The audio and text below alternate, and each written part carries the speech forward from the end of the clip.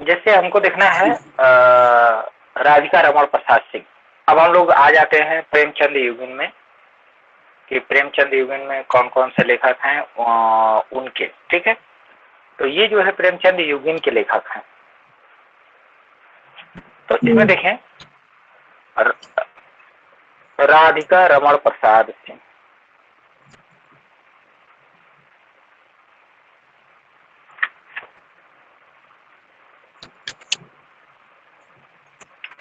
राधिका रमण प्रसाद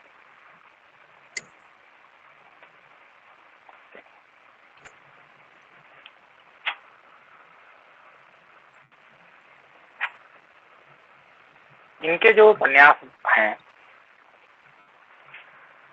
इनके जो उपन्यास है वो देखेंगे तो पहला इनका उपन्यास है राम रहीम। पहला जो इनका उपन्यास है राम रहीम है। दूसरा उपन्यास इनका हो गया पुरुष और नारी। ठीक है,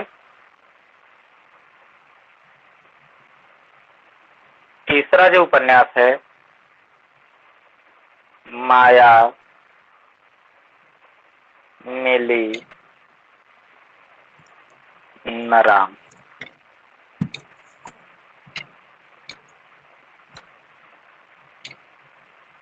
चौथा जो उपन्यास है सूरदास।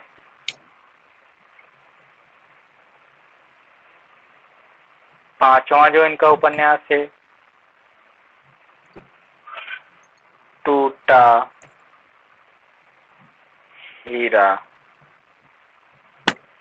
छठा जो इनका उपन्यास है अपनी अपनी नजर अपनी अपनी डगर। संस्कार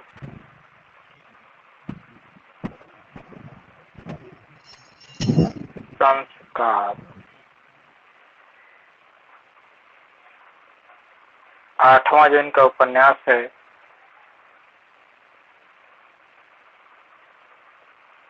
ये है चुंबन और चाटा। तो ये इनके उपन्यास हो गए।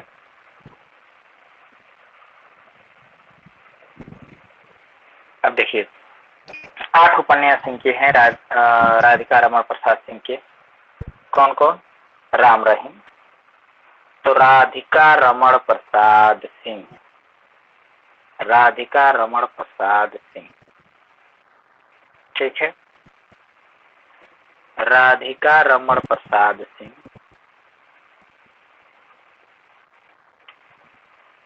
पहला उपन्यास लिखते हैं राम रहीम। जब शुरुआत करते हैं राधिका रमण प्रसाद सिंह राम रहीम से, अपने आप को राम रहीम साबित करते हैं। कहां पर? पुरुषों और नारियों के बीच, अर्थात इस जगत संसार के बीच। ठीक है, कौन? कहते हैं कि मेरे सपने में तो राम रहीम आते हैं। ठीक है, अर्थात राम रहीम के भक्त हैं। तो राम रहीम के भक्त या कह सकते हैं अपने आप को राम रहीम साबित करते हैं। और चूंकि है तो ये इसी संसार के, यानी कि पुरुष और नारियों के बीच जो है, अपने आप को क्या साबित करते हैं? साबित करते हैं कि हम राम रहीम। तो राम रहीम साबित करते हैं कि मैं राम रहीम। कौन साबित करता है? राधिका रमण प्रसाद, कि मैं राम रहीम हूँ। ठीक है, मैं पुरुष और नारी नहीं हूँ, मतलब सामान्य जीव नहीं हूँ, अर्थात समाज में जाते हैं और पुरुष और नारियों के बीच कहते हैं कि हम राम रहेंगे। रोज बहुत दिन से ये बात फेंट रहे थे, लेकिन देखा जाए सच्ची में तो न तो इनको माया ही मिल पाई, अर्थात न तो इनको संसार मिल पाया और न ही राम मिल पाए। तो माया मिली न राम, तो न माया ही मिला, न माया ही मिली और न ही राम मिली। दोनों के लिए बस ये झूठ फूट का इतने दिन से मेहनत कर रहे थे कि मैं राम रहीम हूँ, प्रचार कर दिए थे, और देखा जाए तो इनको न राम ही मिले और न रहीम ही मिले। ठीक है, तो माया मिली न राम। तो माया मिली मतलब संसार से अगर जुड़े होते तो माया मिला होता, तो संसार से भी नहीं जुड़े, क्योंकि ये तो समाज को दिखा रहे हैं ना कि मैं जो हूँ राम रहीम हूँ, अर्थात मैं जो हूँ कि ईश्वर का भक्त हूँ, या कह सकते हैं एक प्रकार से आप लोगों के बीच मैं ईश्वर ही हूँ। ठीक है, कौन कहता है? राधिका रमण प्रसाद सिंह अपने आप को राम रहीम बताते हैं। कहाँ बताते हैं? ये पुरुष और नारियों के बीच में बताते हैं। लेकिन आप लोग देख रहे होंगे कि इनको जेल हो गई, तो जेल हो गई, इनको कहा जा सकता है कि माया मिली न राम मिले। तो न तो इनको माया ही मिली और न ही राम मिले। ठीक है, तो न तो राम मिले और न तो माया ही मिल पाई। अगला जो इनका उपन्यास है सूरदास। अब देखिए सूरदास तो बिल्कुल शांत व्यक्ति, सूरदास कृष्ण के उपासक। ठीक है, तो सूरदास को टूटा हीरा मिला। टूटा हीरा, इनका भाग्य ही बड़ा खोटा है। इनको क्या मिला था? राधिका रमण प्रसाद को, जो राम रहीम अपने को बताते थे, इनको न राम मिले और न ही माया मिली, यानी न तो माया मिली न तो राम मिले। लेकिन सूरदास को टूटा हीरा मिला। क्यों मिला? ये बात को साबित किया जाता है एक कहावत से कि अपनी अपनी नजर और अपनी अपनी डगर, अर्थात राम रहीम की जैसी नगर थी जैसी नजर थी वैसे ही उनकी डगर थी, लेकिन सूरदास की जैसी नगर थी वैसे ही इनकी डगर थी। तो सूरदास अंधा व्यक्ति, जो मिल जाए वही एक्सेप्ट करेंगे। इनके भाग्य में टूटा हीरा मिला, कोई बात नहीं, कुछ तो मिला। लेकिन राधिका रमण प्रसाद सिंह, जो अपने आप को राम रहीम बता रहे थे, सभी समाज में यानी कि पुरुष और नारियों के बीच, आप देखे होंगे राम रहीम बाबा जब बैठते थे तो पुरुष और नारियों की जो है ये बड़ी भीड़ लगी रहती थी, और यहाँ ये बैठते थे। ठीक है, और बताते थे कि मैं राम रहीम हूँ। इनको जो है इस समय जो है न तो माया ही मिली और न ही राम मिले। लेकिन सूरदास को तो कुछ तो मिला, टूटा हीरा मिला। अब इन दोनों के लिए एक जो है कहावत आती है, जैसी नजर वैसी डगर। तो वही चीज, अपनी अपनी नजर अपनी अपनी डगर। ठीक है, इनकी नजर जैसी थी उनको वैसी डगर मिला, इनकी नजर जैसी थी उनको अपनी डगर मिली। ठीक है, और ये किस पर निर्भर करता है? संस्कार पर निर्भर करता है, संस्कार पर। तो ये इनका संस्कार था सूरदास का ये क्या था? संस्कार था। तो इनका संस्कार अच्छा था या बुरा था? इनको टूटा हीरा मिल गया। टूटा हीरा का मतलब क्या? हीरा टूटा ही नहीं मिलेगा। ठीक है, तो इनको तो मिल गया, इनका संस्कार अच्छा था, इनको टूटा हीरा मिल गया।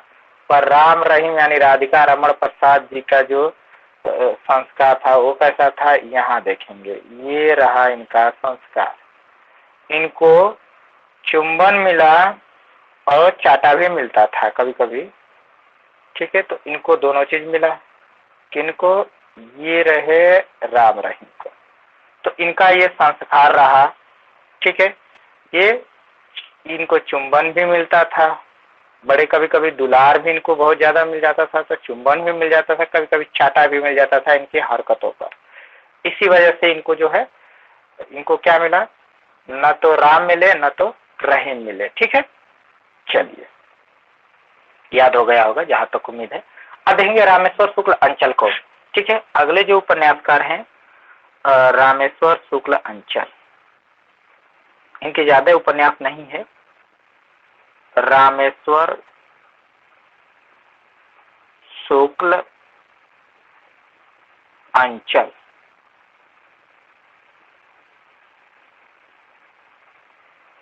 रामेश्वर शुक्ल अंचल। ठीक है, रामेश्वर शुक्ल अंचल, इनका पहला उपन्यास, दो ही उपन्यास इनका है। एक तो चढ़ती धूप, चढ़ती धूप। आवाज तो जा रही है ना आप लोगों के यहाँ? ऐसा ना हो कि हम बोल रहे हो आवाज ही न जा रही हो। ये रहे दूसरा। हाँ ठीक है, दूसरा जो इनका उपन्यास है, इनका जो दूसरा उपन्यास है नई इमारत। नई इमारत। अब देखिए, इनके ज्यादा उपन्यास नहीं है। ठीक है, उपन्यास के लिए ज्यादा जाने भी नहीं जाते हैं। ये किस लिए जाने जाते हैं, ये किस लिए जाने जाते हैं रामेश्वर शुक्लांचल? कवि हैं, कवि हैं, मांसलवाद के प्रवर्तक हैं, मांसलवाद के प्रवर्तक हैं। तो ये वहां पे इनको प्रसिद्धि है। लेकिन भुलाए भटके जो है प्रवर्तक, भुलाए भुलल भटकल, ठीक है, या भुलाते भटकते दो उपन्यास भी लिख दिए, गद्य में भी आ गए, तो दो उपन्यास भी लिख दिए, दो उपन्यास लिख दिए। कौन? कि चढ़ती धूप में, चढ़ती धूप में नई इमारत बनवा रहे हैं। नई इमारत मतलब गर्मी के ही दिनों में इमारत बनती है। जब दोपहर या धूप चढ़ती है तभी नई इमारत का निर्माण। आदमी खाली रहता है, दोपहर में करेगा क्या? ठीक है, तो रामेश्वर शुक्ल अंचल जो है निर्माण इमारत का, यानी नई इमारत का निर्माण कब करते हैं, यानी नई इमारत बनवाते हैं चढ़ती धूप में। चढ़ती धूप में नई इमारत, चढ़ती धूप में नई इमारत किसका है? रामेश्वर शुक्ल अंचल। क्यों क्यों चढ़ती धूप में बनाते हैं? क्योंकि साझे सुबेरे तो कविता लिखते हैं ना, कवि करते हैं, दोपहर में खाली होते हैं, तब खाली समय में उपन्यास लिखते हैं। तो अब आपको ध्यान रहना चाहिए कि साझे सुबेरे कविता लिखते हैं, कविता लिखते हैं, दोपहर में खाली होते हैं चढ़ती धूप में, तब एक इमारत या नई इमारत का निर्माण करते हैं। तो जब खाली रहते हैं तो उपन्यास लिखते हैं, खाली नहीं रहते हैं तो फिर साझे सुबेरे जो है काव्य ही लिखते हैं। हेलो सर, आगे देखेंगे। हाँ कर रही है सर, हमने हाँ रे, हाँ बोलिए, आवाज कट गई आपकी।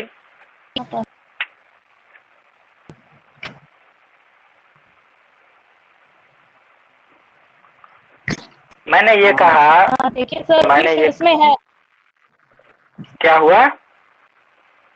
सर, आवाज क्लियर नहीं हो पा रही है। 87 पेज पे है गोविंद पांडे में, पांडे में है 87 पेज पे है, 287 पे नई इमारत और मरु प्रदीप भी है। अच्छा, मधु प्रदीप भी अंचल है। की दो उपन्यास और है जी सर। अच्छा, दो उपन्यास और है। हाँ, तो उसका नाम बताइए, उसको भी ऐड कर लेते हैं, कोई बात नहीं है, इसको उल्का मैं और मिटा मरु। देता हूँ। ठीक है, तीसरा इनका उपन्यास भी ऐड कर लेते हैं, कोई बात नहीं। ये देखिए तीसरा उपन्यास, हाँ क्या है उपन्यास? उल्का, उल्का, उल्का पिंड होता है ना, वो उल्का। अच्छा, उल्का, कोई बात 87 नहीं। में, ये 47 में लिखाया एक, गया। दो, तीन, चौथा बताएंगे? मरु प्रदीप, मरु प्रदीप, मरुस्थल वाला मरु।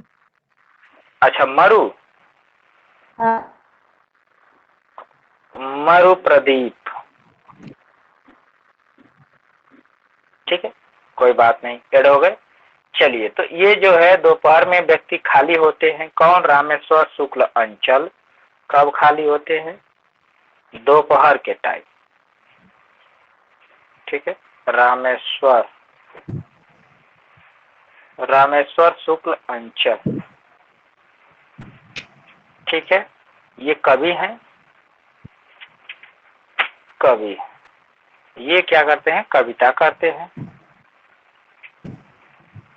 मानसलवाद के जनक हैं।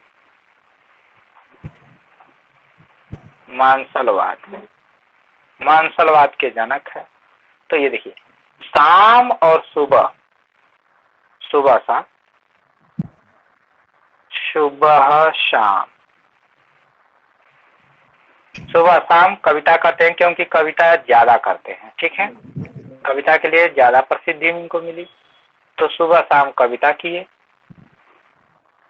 अब खाली समय दोपहर का ही बचा, क्योंकि सुबह शाम तो कविता ही कर रहे हैं ना। अब दिन का खाली समय दोपहर ही बचा, और उस समय दोपहर में धूप चढ़ जाती थी, तो चढ़ती धूप में क्या करते हैं?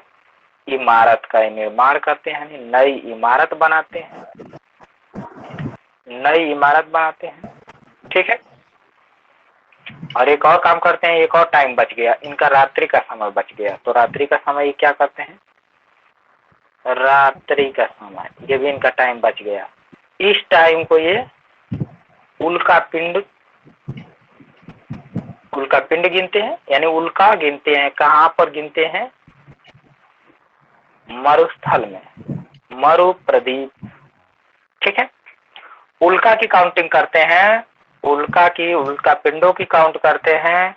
ये एक रेगिस्तान का एरिया है, मरु प्रदीप के नाम से जाना जाता है। मरु प्रदीप का मतलब ये हो गया कि एक रेगिस्तान का एरिया। ठीक है, रेगिस्तान भरा एरिया, वहां पर ये नाइट में, रात्रि का जो समय इनका बच गया, जब उल्का का समय होता है, ये इस समय मरु प्रदीप में पहुंच जाते हैं। ठीक है, और उल्का पिंडों को काउंटिंग करते हैं, कितने हुए, कौन कौन से उल्का पिंड आए, कौन कौन किससे, इनका नाम काउंट, इनका नाम, जन्म, कै मिनट, कै बजे, कितना देर तक ये टिके रहे, केवल उल्का पिंड के बारे में। तो बहुत आसान है। देखिए, चढ़ती धूप हो गया, नई इमारत हो गया, उल्का हो गया, और क्या हो गया? और रेगिस्तान हो गया। यानी कि रेगिस्तान क्या है? मरु प्रदेश है। ठीक है, बहुत अच्छा। चलिए, 4 हो गए। अब आगे देखेंगे, भगवती प्रसाद वाजपेयी। भगवती प्रसाद वाजपेयी।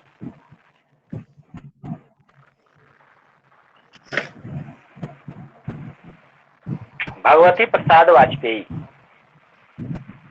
इनका देखेंगे उपन्यास। तो इनका जो पहला उपन्यास है, प्रेम पथ, प्रेम का पथ, एक है ना, कैसे है? प्रेम का पथ कराल महा, तलवार की धार पर, ऐसे ही है क्या? दूसरा बोधा की लाइन है। हाँ, तो देखिए यहाँ पे बोधा की लाइन है, वो प्रेम का पथ कराल महा। ये देखिए, मीठी चुटकी भी मीठी होती है, ये पहली बार पता चला। किसके द्वारा पता चला? भगवती प्रसाद वाजपेयी के द्वारा। भगवती चरण नहीं, प्रसाद। चरण कहेंगे तो गड़बड़ हो जाएगा। ठीक है, तब वो 17 उनका हो जाएगा। चरण वाले का क्या है? 17 है। प्रसाद वाले का 17 नहीं है, 7 ही है। और ये चर्चित भी नहीं है, मतलब प्रसिद्धि भी इनको नहीं है ज्यादा। अनाथ पत्नी। देखिए, अनाथ पत्नी भी इन्होंने लिखा। हाँ, अनाथ पत्नी भी हो गई। और क्या लिख दिए? मुस्कान भी लिख दिए। अनाथ पत्नी, मुस्कान, और क्या लिख दिए? पतिता की साधना। पतिता मतलब बताएंगे क्या होगा? पतिता की साधना। पतिव्रत स्त्री। क्या हुआ? मनुष्य पतिव्रता स्त्री। और पतिता मतलब पतिव्रता स्त्री होता है? ऐसा तो नहीं कहीं लिखा है। मनुष्य और देवता।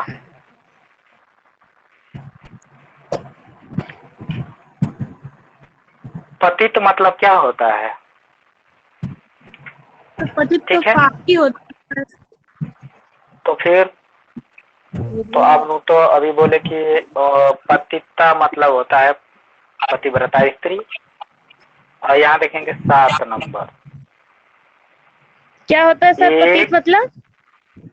एक स्वर पतित मतलब हो जाएगा कोई पतित व्यक्ति, नीच व्यक्ति। अच्छा। तो एक स्वर आंसू का।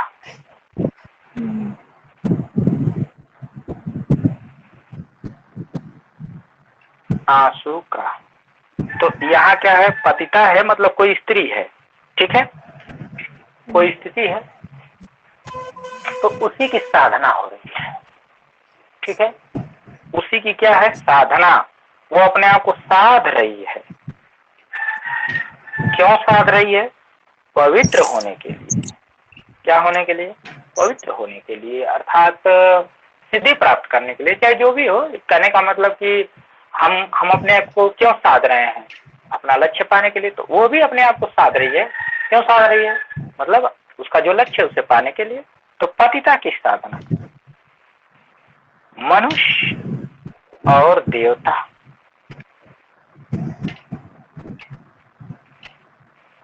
और मुस्कान त्यागमयी भी है। क्या है? त्यागमयी। ये भी लिख लेते हैं, त्यागमयी। कोई बात नहीं, चलिए। वैसे तो है तो बहुत ज्यादा, ठीक है। ऐसा नहीं है कि जितना हम लिख रहे हैं उतना ही उपन्यास है। उपन्यास तो बहुत है इन लोगों का, ठीक है। पर कितना याद किया जाए, ये भी तो बात है। अब यहाँ देखें, अब भगवती प्रसाद वाजपेयी, इनका देख लीजिए। इसमें क्या है? ये भगवती चरण वर्मा नहीं है,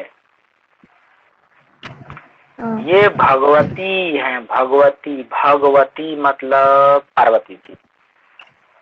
प्रसाद हैं, तो प्रसाद लग गया, मतलब अब ये पुरुष हो गए, वाजपेयी हो गए, ये सब कुछ है।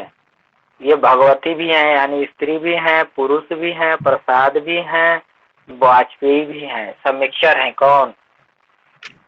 तो देखिए, भगवती प्रसाद वाजपेयी और भगवती चरण वर्मा, वो चरण वर्मा है और ये प्रसाद वाजपेयी है।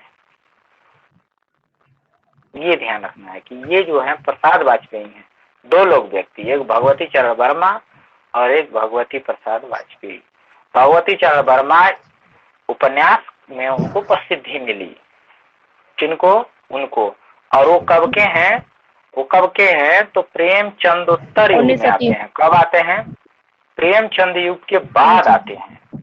आइए कब आते हैं? तो प्रेमचंद युग, यानी कि प्रेमचंद जी के साथ थे। कौन? ये प्रसाद वाले। तो प्रेमचंद के साथ कौन थे? भगवती प्रसाद वाजपेयी। अब प्रेमचंद के मर जाने के बाद कौन लिखना शुरू किया? तो भगवती चरण वर्मा, ठीक है। तो इन्होंने लिखा कि कौन? भगवती प्रसाद वाजपेयी ने लिखा कि जीवन का सबसे सही तरीका है कि वो प्रेम पथ पर चले। प्रेम पथ पर चलिए, मीठी मीठी चुटकी बजाइए। मतलब कहने का ये मतलब है कि कठिन कार्यों पर जोर न दीजिए, मतलब संघर्ष ज्यादा न करिए, समस्या ज्यादा न उठाइए, आराम से मुस्कुराते हुए, चुटकी बजाते हुए काम को हल कर लीजिए अपना। तो सीरियस ज्यादा ना होइए, किसी चीज को लेकर के परेशान ज्यादा ना होइए, न किसी को दुख दीजिए। तो प्रेम पथ पर चलिए, मीठी चुटकी बजाते हुए अपना जो भी कार्य है पढ़ रहे हैं तो पढ़ाई आनंद से करिए। कोई काम कर रहे हैं आनंद पूर्वक करिए, ठीक है। समस्या की जरूरत नहीं है। अब देखिए, अच्छा अनाथ पत्नी, अनाथ पत्नी, अब इनको भी बता रहे हैं कि आप लोग जो है क्या करिए, कष्ट न झेलिए, उदास न होइए, मुस्कुराते रहिए, आप भी मुस्कुराते रहिए। अर्थात इस जिंदगी को जीना है तो इनका बस एक ही उद्देश्य है भगवती प्रसाद वाजपेयी का, खुशी खुशी जिए, ठीक है, खुशी पूर्वक जिए, आनंद पूर्वक।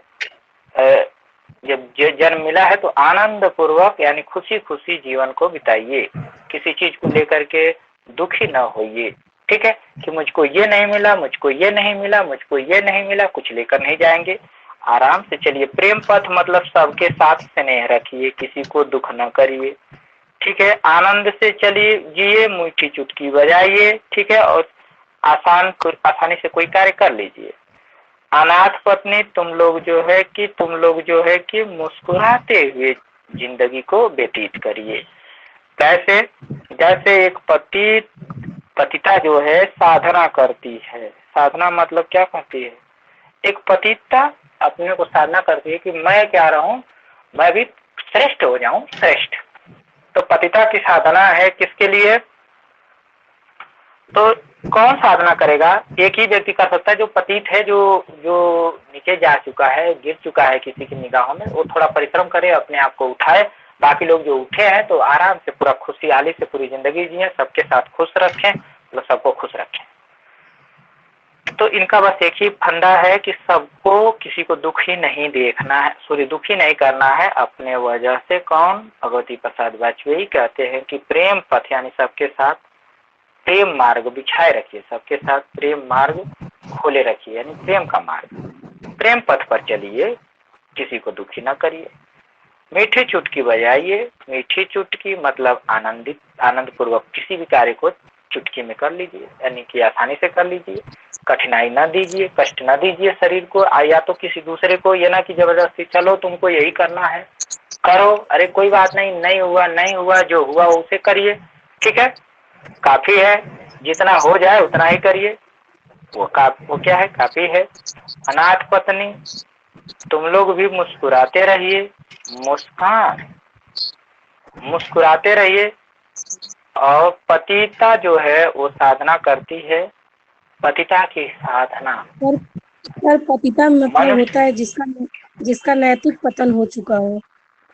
नैतिक वही चीज मैंने कहा कि मतलब कि जो व्यक्ति जो नीचे गिर जाता है, अर्थात कुशल में, व्यवहार में या समाज में जो पतित हो जाता है, उसी को पतिता कहता है, मतलब नीचे गिर जाना, निगाहों में गिर जाना, समाज से गिर जाना, ठीक है, बात समझ रहे हैं?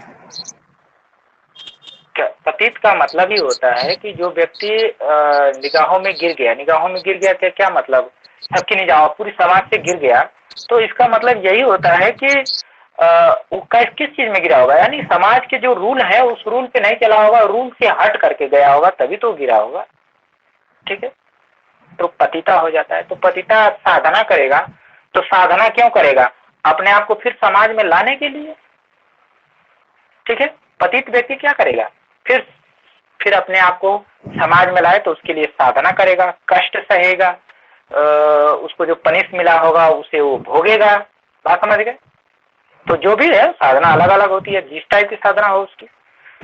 तो पतिता जैसे साधना करती है, ये व्यवहार आपको न करना पड़े, ये सलाह दे रहे हैं कि ऐसा कार्य न करना पड़े, ऐसा कार्य न करो कि पतिता की तरह तुम्हें भी अपने आप को साधना पड़े, ठीक है। मनुष्य और देवता बिल्कुल एक ही हैं, ये अद्वैतवाद को मानते हैं, ठीक है। अद्वैतवाद में क्या होता है, कहा गया है कि मनुष्य और देवता सेम है, मनुष्य ही देवता है, ठीक है, मनुष्य ही क्या है, देवता है। इन्होंने 2 उपन्यास और लिख दिया, इधर देखिए, एक क्या लिखे हैं, तो मनुष्य, एक और आंसू लिखे हैं, एक स्वर आंसू का, सॉरी, एक स्वर आंसू का, एक स्वर आंसू का। तो मनुष्य और देवता एक है। जब दोनों रोते हैं तो आंसू का स्वर जो है वो सुनाई देता है, चाहे देवता रोए चाहे मनुष्य रोए, दोनों का स्वर यहाँ पे सुनाई देता है, दोनों रोएंगे तो सुनाई देगा, ठीक है। कौन कह रहा है? कह रहे हैं कि ये मत समझो कि हम भगवान है, हमारे जो समस्या आती है तो मनुष्यों को आती है, भगवान को नहीं आती है। तो मनुष्य और देवता दोनों का एक स्वर अगर आंसू का गिरेगा तो सुनाई देगा या दिखाई देगा, दोनों रोते हैं, चाहे वो मनुष्य हो चाहे देवता हो। ठीक है। और जीवन में कैसा बनना चाहिए, कैसा बनना चाहिए? त्यागमयी बनना चाहिए, त्यागमयी। अगर त्याग है आपके अंदर तो आपको दुख नहीं होगा। अगर त्याग नहीं है, मोह है, तब तो आपको दुख होगा। ये बड़ी भक्ति भावना व्यक्ति हैं। कौन? भगवती प्रसाद वाजपेयी जी। तो देखिए कितना आसान आसान उपन्यास लिखे हैं, कोई कठिन नहीं है, बहुत आसान आसान उपन्यास है। इसको मिटा देते हैं, फिर से देखते हैं।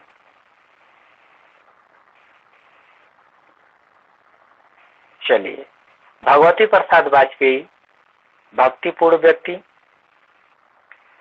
भक्ति से ओतप्रोत। इन्होंने कहा कि सब लोग प्रेम पथ पर चले और मीठी चुटकी बजाते हुए सारे कष्टों को, सारे दुखों को, सारे कार्यों को कर जाएं खुशी खुशी।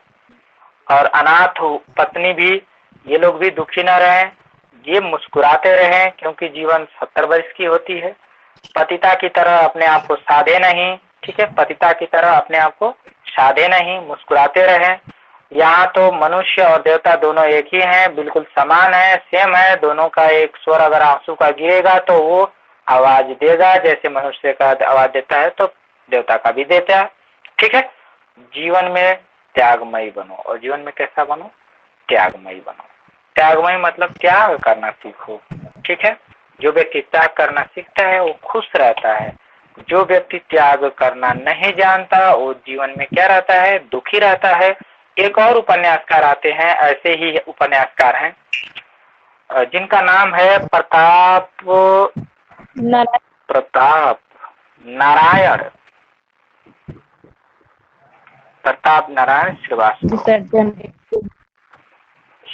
श्रीवास्तव। ठीक है, प्रताप नारायण श्रीवास्तव। ये जो उपन्यासकार है, इनको एक ही वर्ड बहुत प्रिय है, यही ध्यान दीजिए। इनको एक वर्ड है, ये इनको बड़ा इससे लगाव है, बहुत प्रेम है इस वर्ड से। जहां देखिए बस लिखते हैं वह, जहां देखिए लिख देते हैं वह। और वह अपने जाने में तो ये वह लिखते हैं, लेकिन लोग कभी कभी समझ लेते हैं ब भी एक आध जगह समझ लिए हैं, तो कोई बात नहीं, आप जानते रहिए कि कभी कभी लोग वह को ब समझ लेते हैं। ठीक है, बस इतना जानिए। इनको प्रेम था किससे? दांत से प्रेम था, दांत से। और किससे? होंठ से। वो तो बन गया दंतोष्ठ। वो तो अच्छा, दंतोष्ठ बन गया। एक ऐसा व्यंजन है दंतोष्ठ व्यंजन। चलिए अब इनके उपन्यास देखते हैं, इनके उपन्यास देखते हैं कौन कौन है। तो पहला ही उपन्यास इनका आता है, पहला उपन्यास कहते हैं कि विदा। देखिए आ गया ना वह। दूसरा देखिए विजय। देखिए आ गया वो। तीसरा देखिए विकास। आ गया वो। विकास, विश्वास की। चौथा देखिए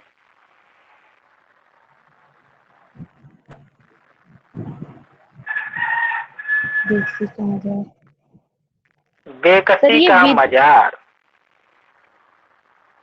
विदा है, विदा। देखिए ठीक है, क्या है? अच्छा ये विद हो गया, कोई जो बात पहला नहीं, वाला है ये विद। ठीक है, कोई बात नहीं, ये विद लिखा गया, कोई बात नहीं, विदा हो गया, लीजिए। ठीक है, हाँ ठीक है। पांचवा देखेंगे, पांचवा देखेंगे विस्मुखी।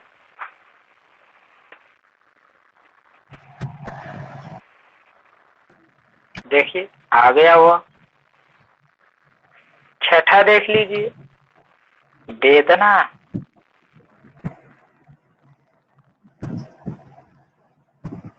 वेदना, ये भी देख लीजिए, आ गया वो। बात समझ रहे हैं ना? अर्थात इनको बड़ा प्रिय है, एक ही वर्ड प्रिय है, वह वह वह वह। और देखिए सातवां, देखिए वंदना, देखिए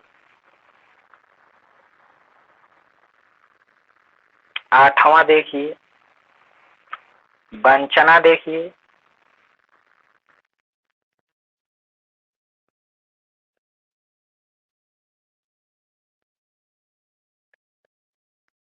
नवा, देखिए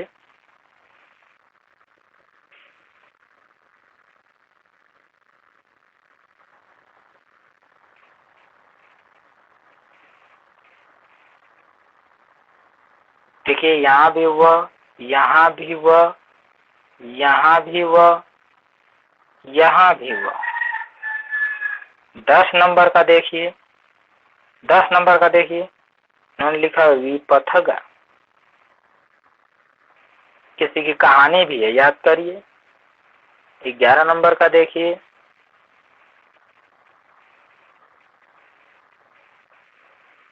बंधन विहीनता।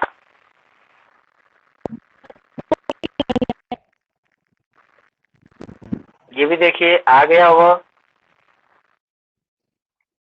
12 नंबर पर देखिए आ गया ये भी, देखिए यह भी आ गया हुआ। 13 नंबर पर देखिए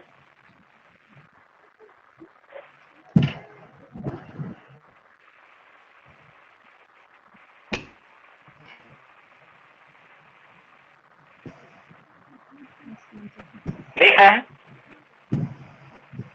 यहाँ भी हुआ। कितना इनको हुआ से लगाव है, कोई भी नाम बिना हुआ का नहीं लिखे। देखिए बात समझ गए ना? ऐसा कौन करता था? एक ही व्यक्ति कर सकता है, प्रताप नारायण। ये क्या हो गया? सर विसर्जिमस उपन्यास विसर्जन है। अच्छा, विसर्जन छूट गया। विसर्जन लिख लीजिए, किधर गया?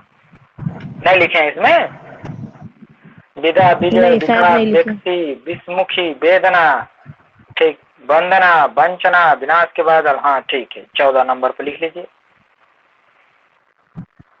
14 नंबर पर लिख लीजिए विसर्जन। विसर्जन पे लिख लीजिए। चलिए ऊपर चलते हैं। तो ये देखिए इनका उपन्यास है, विदा है, विजय है, विकास है। इसका हम कुछ ट्रिक नहीं बनाएंगे, बस इतना जानिए कि वह से शुरू होता है, सब इन्हीं का है। बेकसी का मजार है, विस्मुखी। तो फिर आप सोचेंगे कि ये उपन्यास तब किसका है? विवर्तन। विवर्तन, अरे विवर्त है सर, विवर्तन नहीं, विवर्त है ना, जैनेन अच्छा का। विवर्तन हो गया, विवर्त करिए, व्यतीत। ये किसका है? तो ऐसे ऐसे उपन्यास भी आएंगे वह से, ठीक है? कहने का मतलब कि वह से उपन्यास आएंगे, लेकिन लेकिन लेकिन लेकिन ये सब उपन्यास को आप जानते रहना है, ये चर्चित है, तो वो उन लोगों का जो आएगा तो आप लोगों को ध्यान देना है कि नहीं ये तो दूसरे का। यहाँ देखिए इनका लगभग सब उपन्यास जो है ऐसे ही है, सब में केवल वह से शुरू है। देखिए वंदना, वंचना, विनाश के बादल, विपथगा। विपथगा किसी की कहानी है, हमने पूछा था अभी। आगे की कहानी है। आगे आगे की कहानी। बंधन विहीनता, बंदिता, विश्वास के वेदी पर, ठीक है, विश्वास की वेदी पर। और क्या है? विसर्जन, ठीक है, विसर्जन। तो ये इनके उपन्यास है, इनको जानते रहेंगे।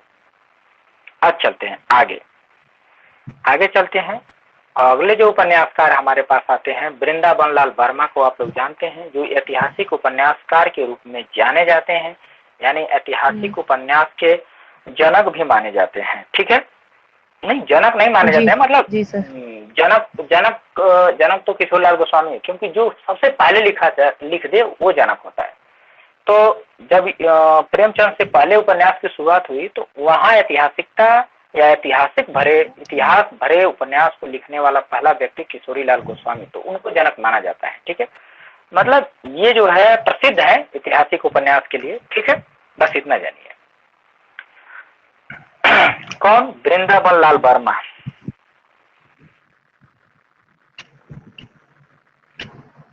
वृंदावन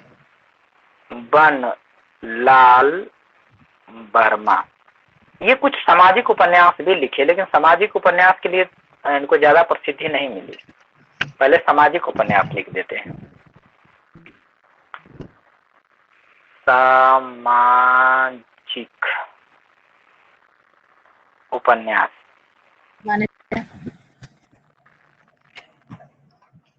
सामाजिक उपन्यास, पहला उपन्यास देखेंगे। पहला इन्होंने लिखा संगम। अब पूछा जाएगा संगम कैसा उपन्यास? अरे भाई, संगम में समाज, बहुत समाज इकट्ठा होता है, बहुत सारे लोग इकट्ठा होते हैं। संगम समाज के लिए बनाया गया। लगन, तो समाज से ही लगन होगी, लगन। प्रत्यागत, ये भी देख लीजिए, प्रत्यागत। चौथा इन्होंने जो उपन्यास लिखा, कुंडली चक्र लिखे थे। ये कुंडली चक्र क्यों मिलाया जाता है? समाज के लिए, समाज जो है डैमेज ना हो जाए। ठीक है, इसीलिए कुंडली चक्र मिलाया जाता है। तो कुंडली चक्र, प्रेम की भेंट, प्रेम की भेंट। उस समय लोग बड़ी कुंडली मिलाते थे, अब तो लोग बहुत कम मिलाते हैं, मतलब अभी भी मिलाते ही हैं। ठीक है, प्रेम की भेंट और कुंडली को अपने भी मिला देते हैं। अमर बेल, अमर बेल, ये देखिए अमर बेल है। और इन्होंने लिखा एक उपन्यास, इसको यहीं लिख देता हूँ 7 नंबर पर, कचनार। कचनार, ये देखिए उपन्यास इनके हो गए। कौन कौन हो गया? संगम हो गया, लगन हो गया, प्रत्यागत हो गया, कुंडली चक्र हो गया। सामाजिक है ना? हाँ, ये सारे सारे सामाजिक है। प्रत्यागत हो गया, कुंडली चक्र हो गया, प्रेम की भेंट हो गया, अमर बेल हो गया। ठीक है, और कचनार हो गया। ये इनके सामाजिक उपन्यास। अब देखते हैं ऐतिहासिक उपन्यास। ऐतिहासिक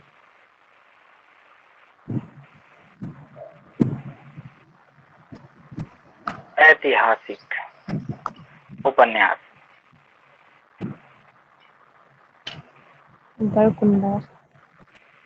ये देखेंगे ऐतिहासिक उपन्यास में देखेंगे। हाँ बिल्कुल, गढ़कुंडार, विराटा की पद्मिनी। गढ़कुंडार, यह उपन्यास इनका आया था 1928 ईस्वी। गढ़कुंडार ये इतिहास से संबंधित है। विराटा की पद्मिनी या विराट की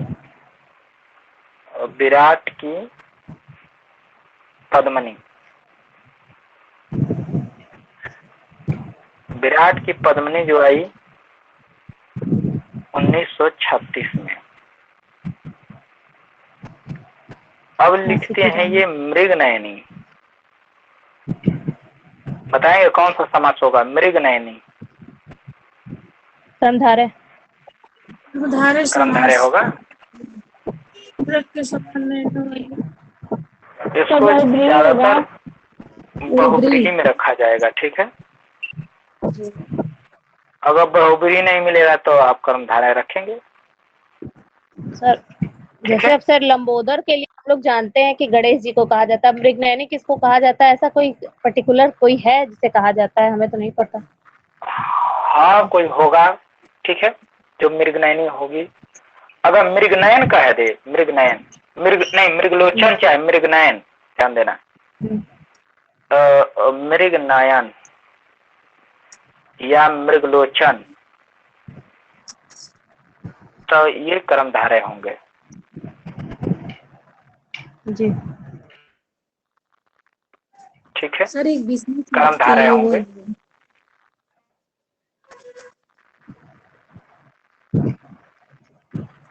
तो अगर मृगनयनी की बात आएगी तो बहुव्रीहि लगाएंगे, बहुव्रीहि नहीं लगाया रहेगा विकल्प में तो कर्मधारय लगा देंगे।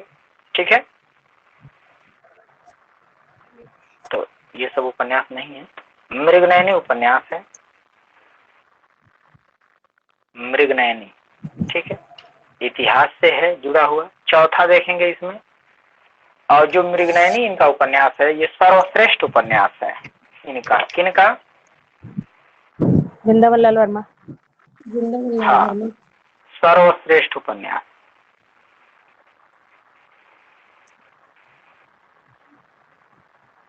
मतलब वृंदावन लाल वर्मा का कोई पूछे कि सर्वश्रेष्ठ उपन्यास कौन सा है, तब आपको यही नाम लेना है कि मृगनयनी। उसके बाद ये लिखते हैं टूटे कांटे।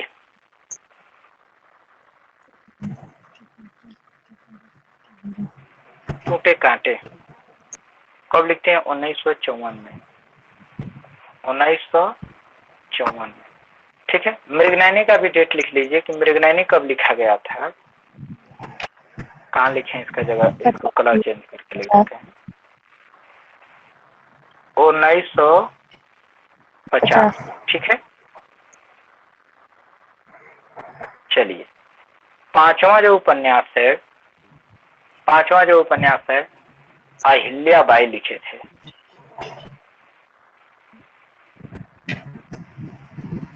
यह अहिल्या गलत है, ध्यान देना, अहिल्या बाई लिखे थे। ठीक है, कैसे लिखा जाएगा लिख कर भेजिए। ये क्या है? अहल्या सर, ई की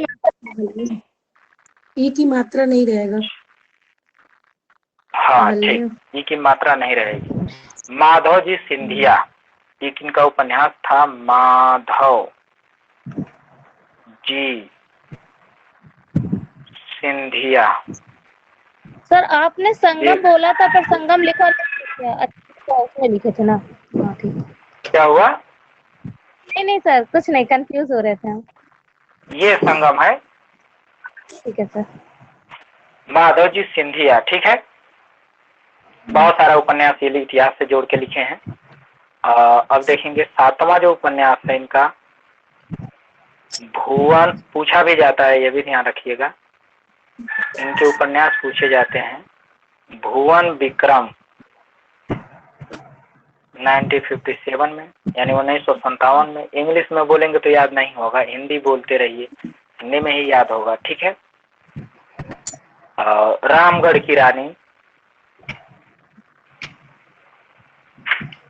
रामगढ़ की रानी, महारानी दुर्गावती। हाँ, रामगढ़ की रानी जो है 1961 में लिखा गया। ठीक है, इसके बाद दिखेंगे झांसी की रानी।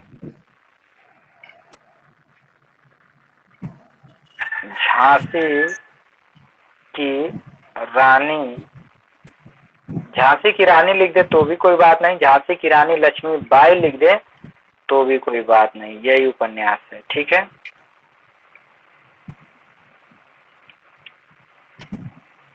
झांसी की रानी लक्ष्मीबाई तो भी यही उपन्यास है। ऐसा नहीं है कि ये उपन्यास बदल जाएगा। ठीक है, और 10 नंबर पर देखें महारानी दुर्गावती। महारानी पद्मावती बताएंगे किसका है? महारानी राधा कृष्ण दास का। दुर्गावती। वो तो नाटक है। ठीक, वो नाटक अरे है सर, कुछ भी महारानी है ना, पद्मावती। मैंने कहा कि उपन्यास है, मैंने तो कहा कि महारानी पद्मावती किसकी है? दुर्गावती। तैयार आकर ये कि जो रचना कोई आता है, अरे कुछ तो रहेगा ही। ठीक है, विधा से क्या मतलब है? बिना विधा का भी प्रश्न बन सकता है। वो सीधे पूछ देगा कि महारानी पद्मावती किसकी रचना है। विधा नहीं पूछेगा तो इससे क्या मतलब है। ठीक है, किंचड़ और कमल भी लिखे थे।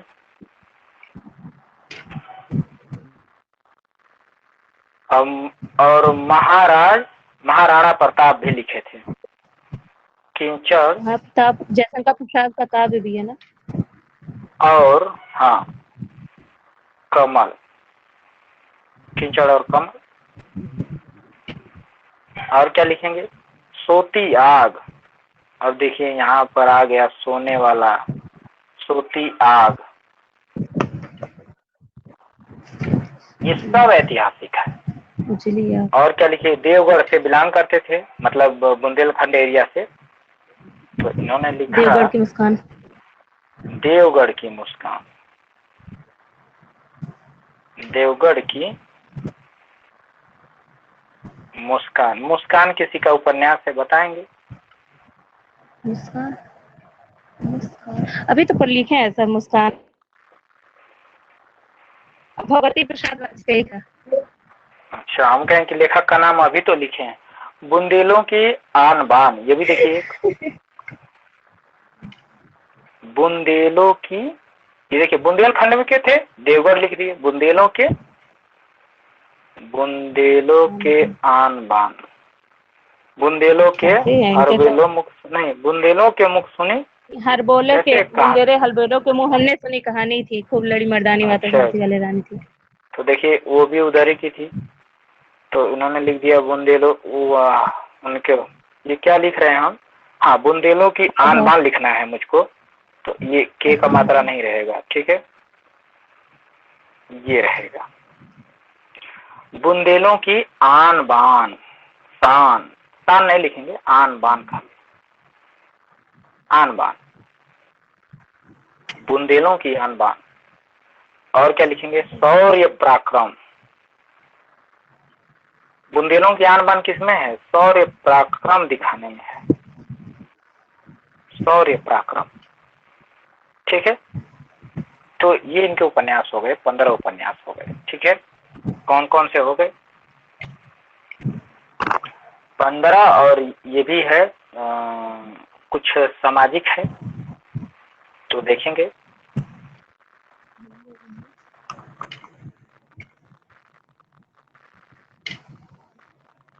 हाँ, संगम। वृंदावन लाल वर्मा 7 उपन्यास जो है सामाजिक भी लिख दिए, जो ज्यादा चर्चित नहीं हुए, लेकिन प्रश्न पूछा जाता है संगम उपन्यास किसका है। ठीक है, लगन उपन्यास किसका है, यानी संगम से लगन किसने लगा लिया। प्रत्यागत भी इनका उपन्यास है। प्रत्यागत, प्रत्यागत का मतलब कि प्रत्येक आने वाला।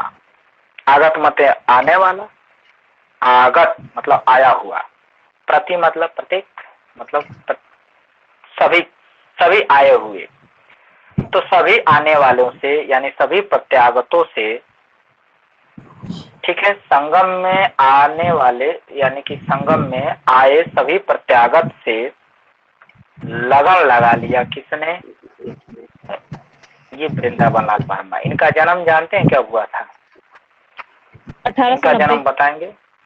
90 में नहीं, जयशंकर प्रसाद जब पैदा हुए 89, 1889 में। हाँ, तो जयशंकर प्रसाद जब पैदा हुए, 90 में राधिका रमन का है। हाँ, 90 में सर हम भी इनका भी बिल्कुल। लिखे हैं सर। तो 90 ये 18, कोई बात नहीं, 90 और 89 सब एक ही जगह है। तो जयशंकर प्रसाद जब पैदा हुए तो ये भी पैदा हुए थे। ठीक, तो इन्होंने संगम में आने वाले, क्या हुआ सर? माखनलाल चतुर्वेदी में 89 के हैं। हाँ, माखनलाल चतुर्वेदी भी हैं। अब देखिए, संगम में आने वाले प्रत्यागतों से इन्होंने लगन लगा लिया, और लगन लगा करके कुंडली चक्र उनका देखने लगे कि उनका भविष्य कहाँ जाएगा। ठीक है। और प्रेम की भेंट तो वृंदावन लाल वर्मा को यहाँ बहुत लोगों से प्रेम मिला, तो प्रेम की भेंट भी कह सकते हैं, क्योंकि बहुत लोगों से ये क्या कर लिए, इनको लगन लग गई ना। लगन का मतलब क्या, मतलब जुड़ गए लोगों से, तो इनको प्रेम की भेंट हुई, यानी लोगों का प्रेम मिला तो प्रेम की भेंट हो गई। ठीक है, प्रेम की भेंट हुई। अमरबेल, कचनार, ठीक है। अमरबेल तो कचनार, कचनार आप जानते होंगे, पेड़ होता है, कचनार जैसे का पेड़ होता है। क्या होता है, नहीं तो फूल कचनार हम होता है लोग ना कहते सर? हैं, जैसे कचनार किसी चीज को कहा जाता है, दिमाग में नहीं आ रहा है किसको कहा जाता है। जैसे कोई पौधा ही होता है, ठीक है, तो कोई बात नहीं। अमरबेल, अमरबेल की, अमरबेल की टहनी या उसकी जो है तना, तना किसकी, ये मिट क्यों जा रहा है, अच्छा कोई बात नहीं, फिर से लिख देते हैं। अमरबेल की कचनार, अमरबेल की कचनार, अमरबेल की कचनार, हाँ अब सही है। अमरबेल की कचनार से ही वे लोगों का भविष्य बताते थे। तो कहने का मतलब कि कोई ना कोई व्यक्ति जब कुछ झाड़ फूक मंत्र वगैरह कुछ भी करता है संगम में बैठ करके, तो अभी एक बाबा आए थे, आप लोग देखे होंगे, कटीली झाड़ी लेके चलते थे, ठीक है, संगम में, और जहाँ जाते थे वहीं पे वो कटीली झाड़ी को रख देते थे और उसी पे सूतते थे, उसमें कांटा होता था। अब देखिए ये कैसी भक्ति है,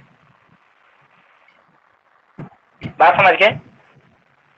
कटीली झाड़ी को ले करके वो जहाँ जाते थे, जहाँ जाते थे वहाँ कटीली झाड़ी लेकर जाते थे और उसको जो है वहीं पर बिछा करके क्या होते थे, उसी पे सोते थे, ठीक है।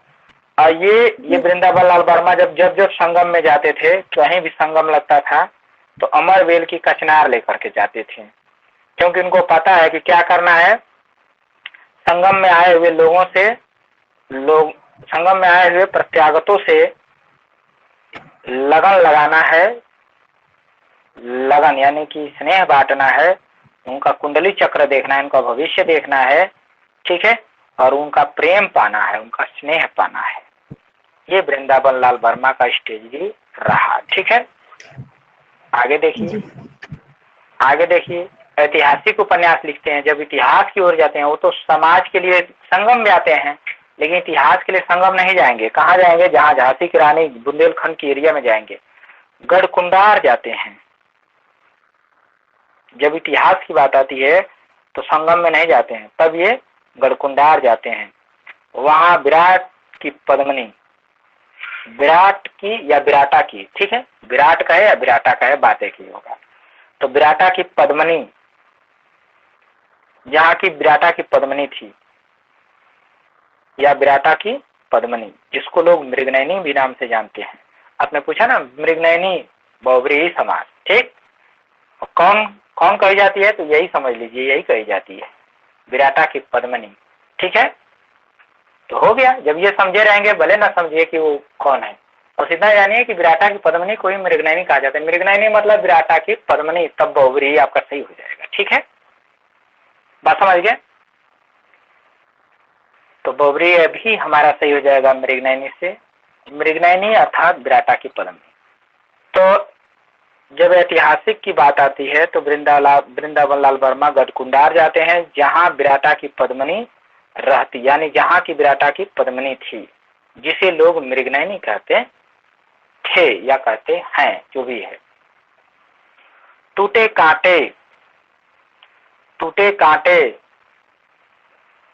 अहिल्याबाई, माधोजी सिंधिया, ये सब इतिहास के पात्र हैं। माधोजी सिंधिया, अहिल्याबाई, टूटे कांटे,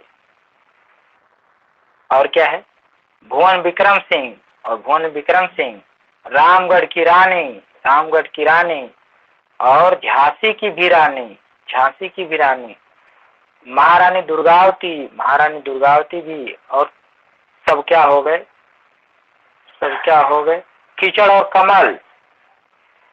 जैसे कीचड़ में कमल खिलता है, कीचड़ और कमल दोनों एक साथ रहते हैं, वैसे ही महारानी दुर्गावती, झांसी की रानी, रामगढ़ की रानी, भुवन विक्रम सिंह, इतने लोग, माधवजी सिंधिया, नाम याद कर लीजिए, अहिल्याबाई, फिर से देखिए, झांसी की रानी, रामगढ़ की रानी, भुवन विक्रम सिंह, महारानी दुर्गावती, माधवजी सिंधिया, अहिल्याबाई, ये सारे लोग जैसे कीचड़ और कमल एक साथ रहते हैं, वैसे ये लोग भी टूटे कांटे लेकर के पड़े, टूटे कांटे यानी कांटे लेकर के, जैसे बाबा जी सोते हैं, उनका निद्रा उसी पे आती है। ठीक है, एक से एक साधना वाले, तो ये भी व्यक्ति रहे होंगे कांटे पे ही सोने वाले, कांटे लेके घूमते थे। ठीक है, जैसे कमल को पसंद है कि कीचड़ में ही रहेंगे, वैसे इन लोगों को पसंद है कांटे में ही रहेंगे, टूटे कांटों में ही रहेंगे। तो जैसे कीचड़ और कमल एक साथ रहते हैं, ऐसे ही ये लोग जो है सभी लोग कांटों के साथ रहते हैं। किसके साथ? कांटों के साथ। कमल को पसंद है कीचड़, इन लोगों को पसंद है कांटे। सोती आग, सोती आग, ये भी देख लीजिए, सोती आग, देवगढ़ की मुस्कान। एक तरफ सोती आग, ये देखिए, जब आग सोती है तो उसको मुस्कान ही समझ सकते हैं। आग जब सोती है, आग जब जलेगी तो मुस्कान नहीं है, लेकिन आग सोएगी तो मुस्कान ही कहते हैं उसको। ठीक है, सोती आग, देवगढ़ की मुस्कान, ठीक है, बुंदेलों की आन बान, शौर्य की पराक्रम, ये सारे जितने गुण है, कौन कौन? सोती आग, ये आग का सोना एक गुण है, देवगढ़ की मुस्कान ये भी एक गुण है, बुंदेलों की आन बान ये भी एक गुण है। ये सारे गुण किसमें है? किसके गुण है? ये सारे गुण जो है शौर्य पराक्रम का गुण है। ये गुण किसके हैं? शौर्य पराक्रम के हैं। शौर्य पराक्रम, जो व्यक्ति जो है शौर्य यानी कि जो विजेता होता है, जो पराक्रम होता है, जो वीर होता है, वो सोती आग की तरह होता है। सोती आग मतलब स्थिर होता है, शांत रहता है, बात बात पे झगड़ेलू नहीं करता है। जिसके पास दम नहीं होता है वो झगड़ा करता है। तो देखिए, सोती आग ये बिल्कुल शांत रहता है। और क्या है? देवगढ़ की मुस्कान, मुस्कुराता रहेगा। बुंदेलों की आन बान, और अपने आन बान के लिए वो जीता है। ये सारे गुण किसमें होते हैं?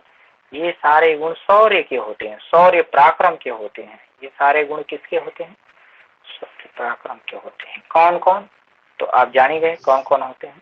अगला उपन्यासकार के बारे में चलते हैं, क्योंकि एक ही उपन्यासकार को बस एक बार सुनिए, दूसरी बार सुनेंगे तो आसान हो जाएगा। हाँ, कुछ इसमें ऐड करना है? हो गया। क्या हुआ? अच्छा, समय हो गया। ठीक है, कोई बात नहीं। इधर थोड़ा उपन्यासों की संख्या ज्यादा है। ठीक है, ठीक है, 48 हो गया, कोई बात नहीं।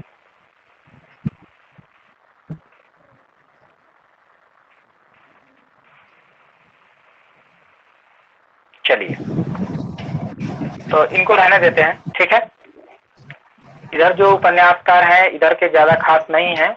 इनका एक दो जो उपन्यास प्रसिद्ध है वही उपन्यास बार बार पूछा जाता है।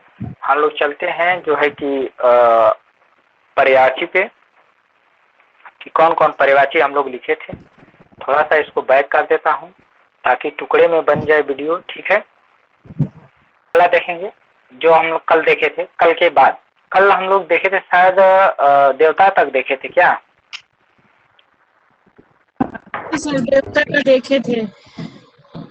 तो दूध का देखेंगे आज। दूध, दूध, दूध को हमने बताया था कि पय भी होता है तो पय भी होगा। ठीक है, दुग्ध होता है, दुग्ध भी होगा। दुग्ध जो है तत्सम है, ठीक है। दुग्ध भी होगा, बिल्कुल होगा, दुग्ध भी हो जाएगा। और क्या होगा, तो क्षीर भी होता है, क्षीर, ठीक है, तो क्षीर भी हो जाएगा। और क्या हो जाएगा, और क्या हो जाएगा, तो स्तन हो जाएगा, सॉरी स्तन्य हो गोरस और जाएगा। पीयूष। क्या है, गोरस, गोरस। हाँ गोरस भी, गोरस नहीं होगा, गोरस नहीं होगा। अरे सर वो कल जो उपन्यास है, नाटक है, उसमें एक और द्रोणाचार्य में उसमें गोरस शब्द का यूज किया गया है दूध के लिए। देखिए वो तो ठीक है, करने के लिए तो कर ही सकते हैं, हम कहाँ कह रहे हैं कि नहीं कर सकते हैं, लेकिन जैसे गोरस होता है ना, गोरस, ठीक है, तो ये स्पेशली वैसे तो दूध को कह सकते हैं, लेकिन ये दूध से बनने वाला जितने भी चीज होते हैं ये लगभग सभी के लिए आ जाता है कि घी भी है, घी भी है तो गोरस कह देते हैं, ठीक है, दूध भी है तो गोरस कह देते हैं, दही भी है तो गोरस से कह देते हैं। बात समझ रहे हैं ना, जी समझ रहा है? जी जी सर। हाँ, तो ये थोड़ा शब्द जो है, ये गोरस जो है ये सभी के लिए यूज हो जाता है। बात समझ गए? तो ऐसा मैं नहीं कह रहा हूँ कि नहीं ये दूध के लिए नहीं आएगा, ठीक है, ऐसा मैं नहीं कह रहा हूँ कि नहीं ये दूध के लिए, वो है तो उसी के लिए, गाय से संबंधित ही, गाय से जो भी हमको मिलता है, दूध मिलता है, घी मिलता है, सब गोरस हो जाता है। बात समझ गए? पीयूष हो सर, पीयूष होगा? नहीं, पीयूष नहीं होगा, अमृत कर सकते हैं, अमृत कर देंगे, अमृत इसलिए कर देंगे कि वो एक अमृत ही होता है, ठीक है, कोई बात नहीं, गोरस भी कर लीजिए, लेकिन गोरस को जानते रहिए कि ये जो है ये सर्वमान्य है। गोरस मतलब दूध भी हो जाएगा, घी भी हो जाएगा, दही भी हो जाएगा, लेकिन ध्यान देना है दूध मतलब दही नहीं होता है, पाया मतलब दही नहीं हो पाएगा। बात समझ गए? तो यहाँ गोरस को भी लगा देंगे, उसमें लगाने में कोई दिक्कत नहीं है, वो हो जाएगा, लेकिन कहने का मतलब ये स्पेशली नहीं होते हैं, ठीक है। और देखेंगे तो दूध हो गया, दुग्ध हो गया, क्षीर हो गया, स्तन्य हो गया, अमृत हो गया, गोरस हो गया, ठीक है। तो गोरस, गोरस भी ले लेंगे। गाय से, गो मने गाय, गो मने क्या होता है, गाय, गो मने क्या होता है, गाय। गो मतलब क्या होता है, गो पर्याय है, सॉरी यह नहीं होगा, यह नहीं होगा, गो पर्याय है, किसका पर्याय है, चांदनी का किरण का है, होता है ना। जल का है, झरना का है,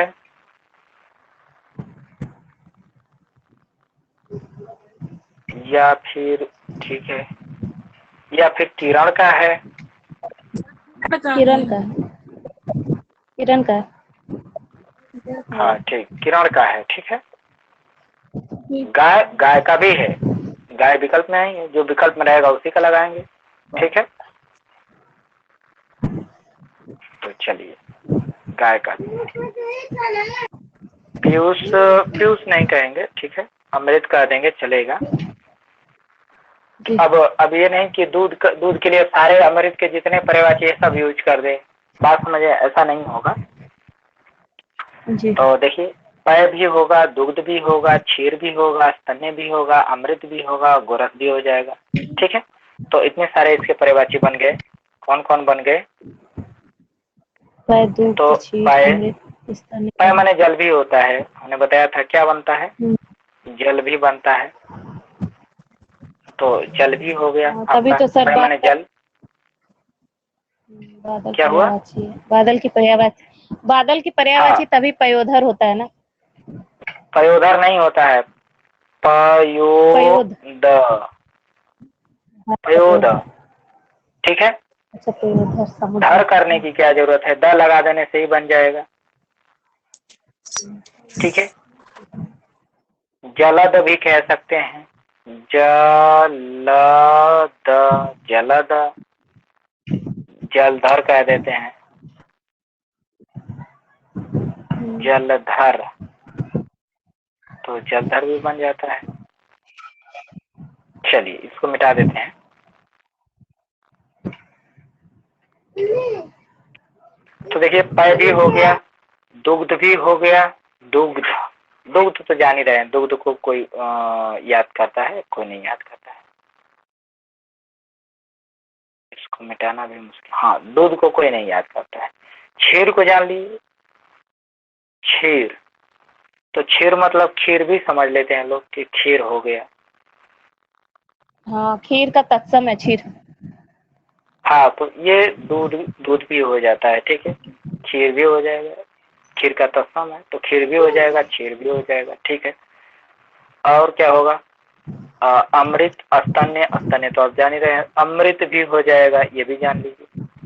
गोरस, गोरस तो होता ही है, ये तो आप जान रहे हैं। तो 3 चीज जानिए, क्षीर हो गया, अमृत हो गया, पय भी हो गया, ठीक है। चलिए अगला जो हमारा बनेगा द्रौपदी का, इसका बनेगा द्रौपदी। पांचाली। हाँ, द्रौपदी का द्रो नहीं होता है, द्रौपदी का द्रौपदी। तो द्रौपदी का जो होगा, द्रौपदी का होता है, एक तो कृष्णा के लिए कृष्णा भी कह देते हैं, कृष्णा, द्रुपद सुता। ठीक है, कृष्णा भी कह देते हैं। आप देखेंगे कृष्णा पर्याय है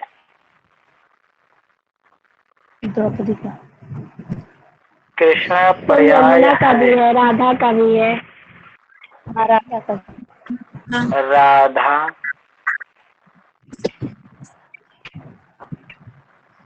यमुना,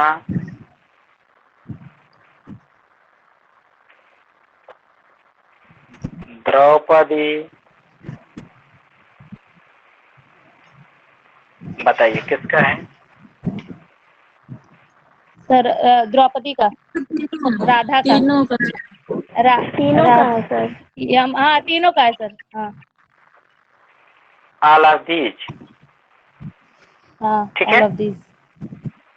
ऑल ऑफ दीज हो, मतलब इनमें से सभी का। तो कृष्णा पर्याय है जो इनमें से सभी का पर्याय है। चलिए, तो कृष्णा हो गया,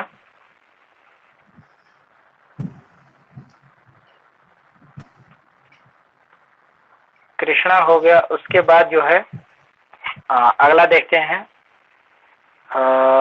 कृष्णा के बाद इनको कहा जा सकता है द्रुपद सुता। द्रुपद की पुत्री थी तो द्रुपद सुता भी कह दिया जाएगा। पांचाल देश की थी तो पांचाली भी कहा जाएगा। पांचाल देश की थी तो पांचाली भी कहा जाएगा, ठीक है, पांचाली भी कहा जाएगा। और यज्ञसेनी, यज्ञ से प्राप्त हुई थी तो याज्ञसेनी भी कहा जाएगा।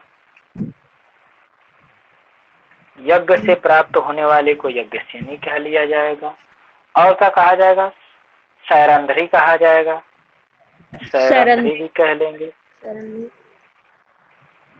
सैरंध्री कह लेंगे। और क्या कहेंगे? द्रुपद सुता बिल्कुल कह लेंगे, याज्ञसेनी ठीक है, कृष्णा ठीक है, कोई बात नहीं, इतना तो कहेंगे। पीयूष, पीयूष क्यों कहेंगे? अच्छा, पीयूष बाद का है, ठीक है, ठीक है, ओके। ये देखेंगे। अब देखिए यहाँ जो हमारा हुआ, इतना ही जानिए। कृष्णा जानिए, इसको तो एकदम क्लियर जानिए। पांचाली तो आप जाने जाएंगे। द्रुपद, द्रुपद सुता है, कैसे पढ़ते हैं हम लोग, पढ़ भी नहीं पाते हैं क्या? ये ऐसे होना चाहिए ना, द्रुपद सुता, ठीक है, ये भी आपको पढ़ने की जरूरत नहीं है, ये भी आप जान रहे हैं। पांचाली भी जान रहे हैं। यज्ञसेनी जानिए, ये यज्ञ से प्राप्त हुई थी। और क्या जानिए? सैरंध्री जानिए, 2-3 तो जानिए। कृष्णा जानिए, याज्ञसेनी जानिए और सैरंध्री जानिए। तो कृष्णा, कृष्ण भगवान इनको बहन मानते थे, कृष्ण भगवान, तो कृष्णा कह दिया गया। यज्ञ, यज्ञ से प्राप्त हुई, यज्ञ से प्राप्त हुई तो यज्ञसेनी कह दिया गया। जलती हुई आग में से इनका जन्म हुआ था। सैरंध्री का क्या होगा अर्थ, कोई बताए? सैरंधरी। चलिए कोई बात नहीं, नहीं जानते तो नहीं जानते, ये जरूरी नहीं कि सारा चीज हमें जान जाए, कुछ दूसरे लोग भी जानेंगे। SAIRAN सैरंधरी। सैरंधरी मतलब होता है, मैं देख लेता हूँ। सैरंधरी का अर्थ क्या होता है? सैरंधरी का मतलब हिंदी में जो है, सैरंधरी घर में काम करने वाली नौकरानी। अच्छा ये बात है।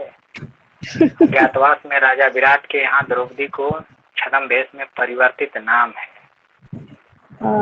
ठीक है सर। हाँ, ये सही है। हाँ, ठीक है, हाँ, द्रौपदी हाँ, का सर, जो है एक छद्म नाम है। ठीक है, ये नौकरानी को भी कह लेंगे। तो ये नौकरानी बनी थी ना। ठीक है, तो घर में जो काम करने वाली नौकरानी होती है तो उसको सैरंधरी कह देते हैं। तो ये जो है नौकरानी बनी थी जब अज्ञातवास लागू हुआ था। तो ठीक है, ये क्या हुआ था? ये सब मोटा ही लिख रहा है।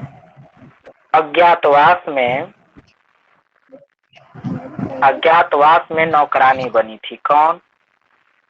नौकरानी बनी थी।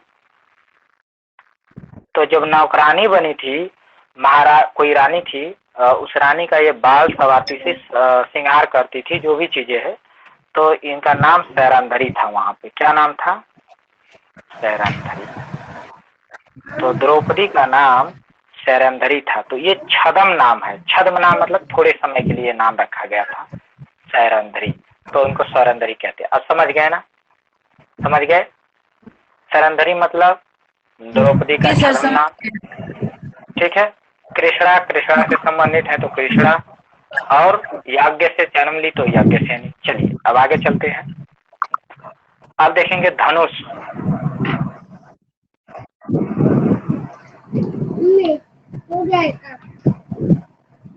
धनुष देखिए, धनुष।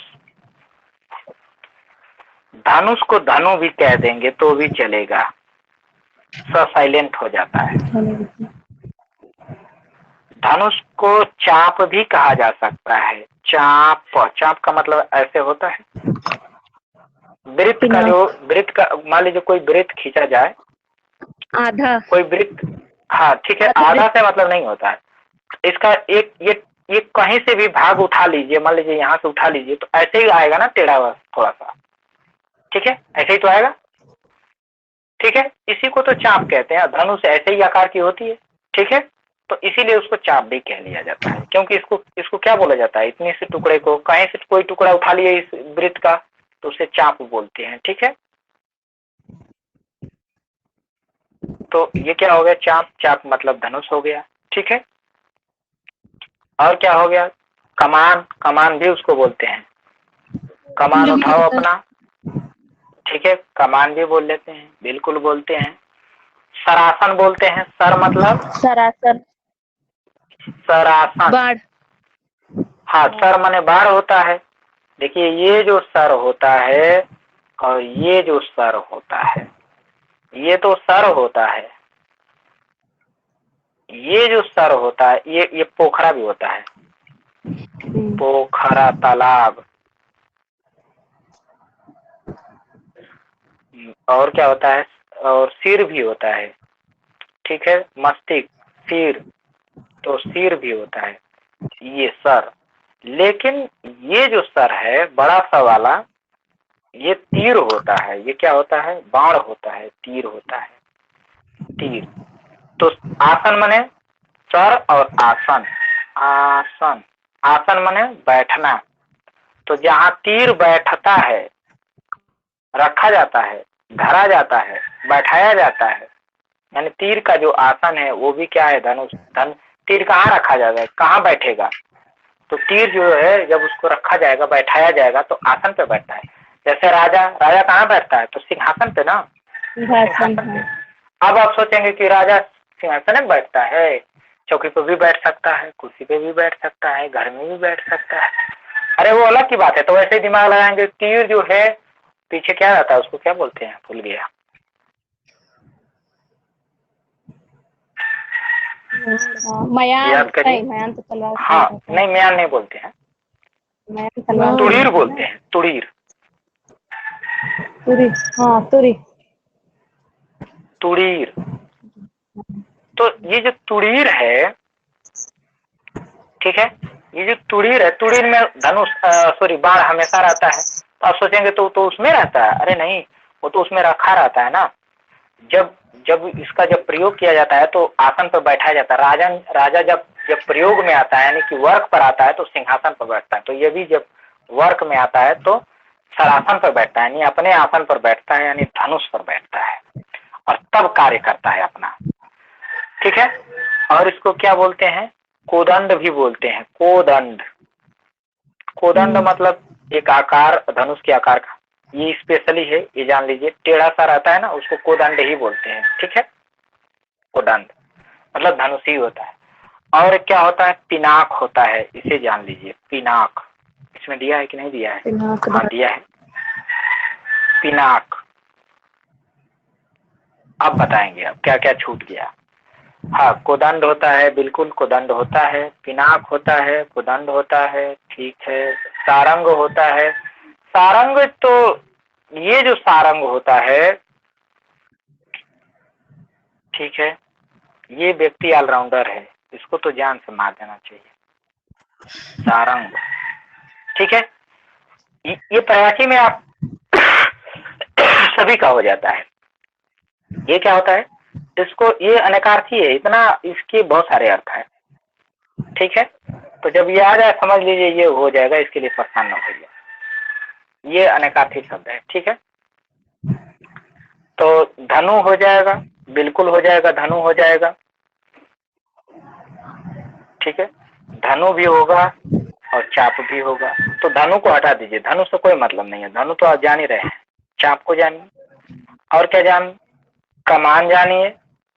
ठीक है, कमान, कमान जानिए। और क्या जानिए? पिनाक जानिए। सरासन तो जान ही रहे हैं, सर माने बाढ़ होता है। सर हमारे कि सबका हाँ, एक साइड बस चला गया है, बहुत थोड़ा सा दिख रहा है। थोड़ा सा ही दिख रहा है। जी सर, अब हमारे पे तो हो रहा, अब और का नहीं। सभी लोगों के आप सही हो गया होगा। जी सर दिख रहा है।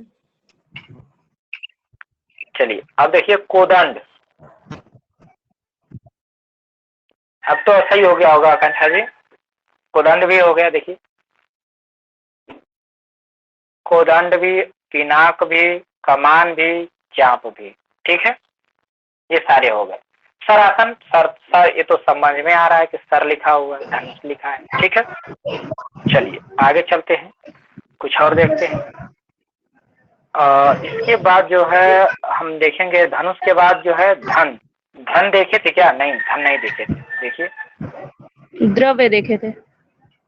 हाँ द्रव्य देखे थे। धन देखिए, धन में क्या होगा? धन में धन, धन में श्री हो जाएगा। चलिए, संपत्ति हो जाएगा, ये द्रव्य में भी हो जाएगा। ठीक है, संपत्ति, कोई बात नहीं, संपत्ति हो जाएगी। धन है, संपत्ति क्या है? धन है। संपदा भी धन है और संपदा द्रव्य भी है, कोई बात नहीं, हो जाएगा, बिल्कुल होगा। ठीक है, संपदा भी हो जाएगा, लक्ष्मी भी हो जाएंगी, लक्ष्मी भी धन ही है। और क्या होगा? वित्त भी हो जाएगा, बिल्कुल हो जाएगा, वित्त भी हो जाएगा। वित्त माने धन, वित्त मंत्री मतलब धन मंत्री। और क्या हो जाएगा? अर्थ, अर्थव्यवस्था मतलब धन व्यवस्था, तो अर्थ भी हो जाएगा। हाँ बिल्कुल हो जाएगा। इसको ध्यान में रखिए। किसको किसको ध्यान में रखें? तब हम श्री को ध्यान में रखिए। संपत्ति आप जान ही रहे हैं, लक्ष्मी जान ही रहे हैं, वित्त जान ही रहे हैं, अर्थ जान ही रहे हैं। अर्थशास्त्र, अर्थ शास्त्र, अस्त्र शास्त्र, सॉरी अर्थशास्त्र, ये जो है ये धन शास्त्र है। धन के बारे में इसमें लिखा गया, कैसे धन कमाएंगे, कैसे धन को बढ़ाएंगे, अर्थशास्त्र में।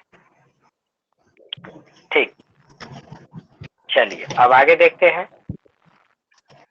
नदी का देखते हैं, नदी के बारे में। नदी, नदी मतलब सरिता। नदी मतलब क्या होता है? सरिता। सरिता, तट। सूर सरिता।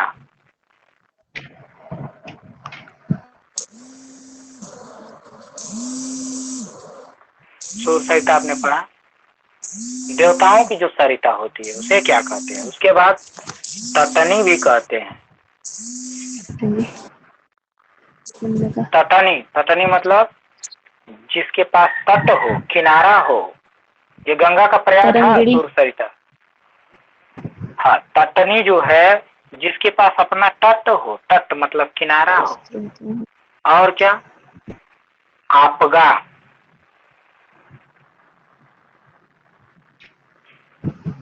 आपगा। निम्नगा,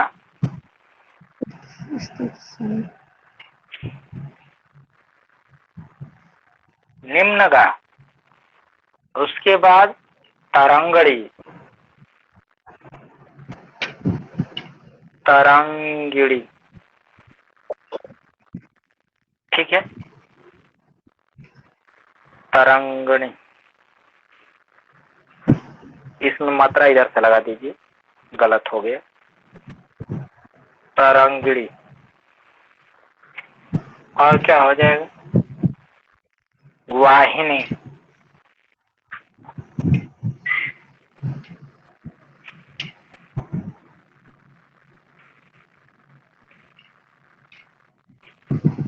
ठीक है, वाहिनी। और एक आप पढ़े होंगे, वो भी मैं लिख ही देता हूँ।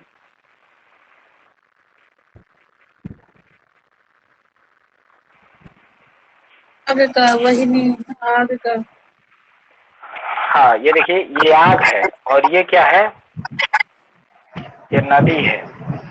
सर वाहिनी सेना भी होता है। सरिता, आपगा, ठीक है, तटनी, ठीक है, निम्नगा, तरंगड़ी, स्रोतवाहिनी। हाँ, स्रोतवाहिनी भी हो जाएगा, बिल्कुल हो जाए। स्रोतस्वनी, स्रोतवाहिनी, स्रोतस्वनी, लहरी, देवमाला, लहरी, देवमाला, तरंगावत, तरंगवती, सरी, शैलजा, कलावती।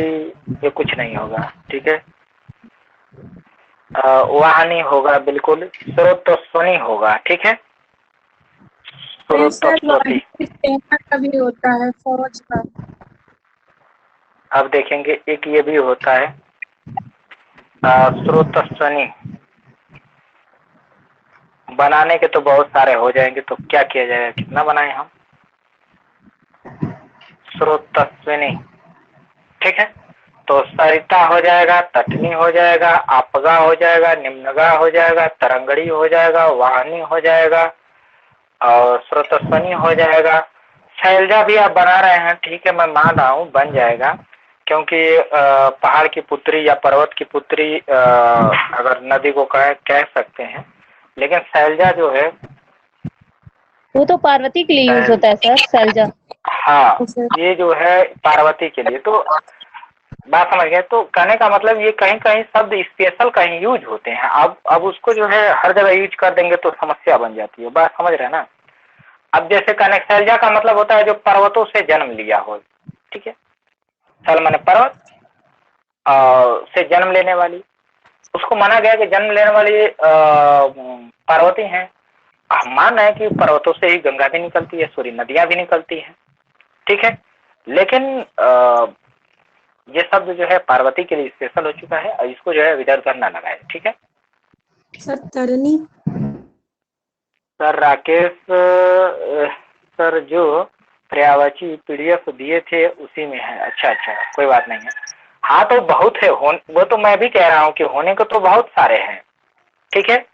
क्योंकि मैंने अर्थ तो बता ही दिया ना, इसका भी अर्थ उससे अर्थ से मैच कर रहा है, क्योंकि हमारी नदियां भी पर्वत से निकलती हैं, ठीक है। यानी जन्म कहाँ से लेती हैं? पर्वत से ही लेती हैं। और पार्वती जी का भी जन्म वहां से हुआ था। तो शैलजा मतलब हम पार्वती के लिए स्पेशल कर चुके हैं, तो यहाँ नदी के लिए नहीं करेंगे। ठीक है सर तरनी नहीं होगा? क्या हुआ? तरनी। तरणी, तरेनी।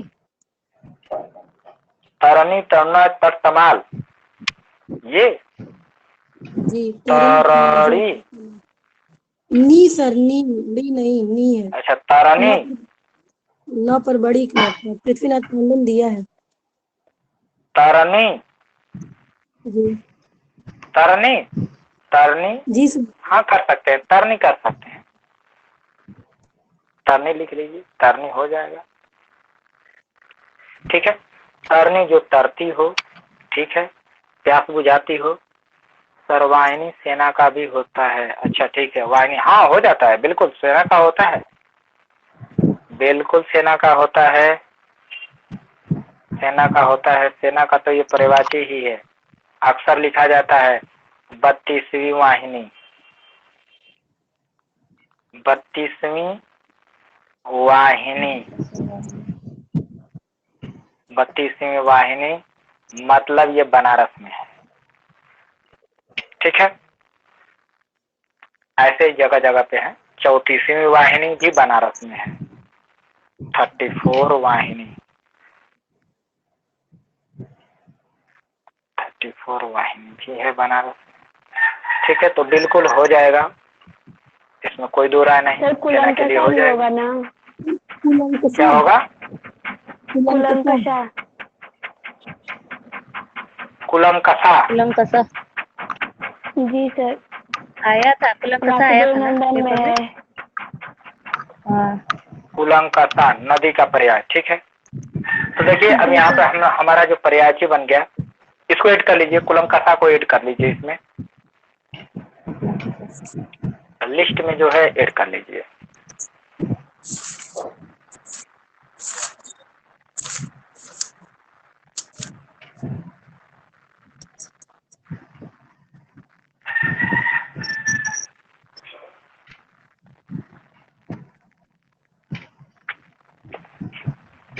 चलिए अब देखिए, इसमें इसमें आपको देखना क्या है, सब आपको याद है। देखना क्या है, सरिता देखना ही नहीं है, तटनी देखना ही नहीं है, जो तट रखती है, और निम्नगा कहिए, अपगा कहिए, ये सब देखना ही नहीं है। देखिएगा नहीं तो गंगा और यमुना में आप कंफ्यूज हो जाएंगे। ठीक है, तरंगड़ी देखना है, वाहिनी देखना है, स्रोतस्विनी देखना है, तरनी देखना है, तरनी, कुलंकता भी देख लीजिए। ठीक है, सभी को देखिएगा। ये क्या होता है, अगर नहीं पता रहेगा तो आप गंगा में यमुना में जब पर्यायवाची आएगा तो दोनों रहेगा। जैसे गंगा का देगा तो जरूरी है उसी में नदी का भी लगा देगा। ठीक है, तो इसलिए सभी को देखना पड़ेगा, यहाँ पर याद रखिएगा। ठीक है, अब देखेंगे समय हम लोगों के पास है या आया नहीं है। था सर, अभी है 12। अच्छा ठीक है, आगे देखते हैं। नाव का देखिए,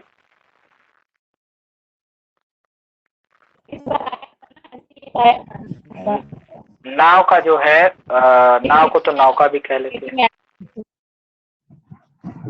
नौका भी कह लेंगे। हाँ आवाज नहीं आ रही है आपकी, कट रही है, फिर से बोलेंगे। नदी का पर्यायवाची, किसका पर्यायवाची? नदी का पर्यायवाची एक ठो। हाँ बिल्कुल, नदी का पर्यायवाची। अच्छा, कुलंकषा आया था। तरड़ी देखेंगे,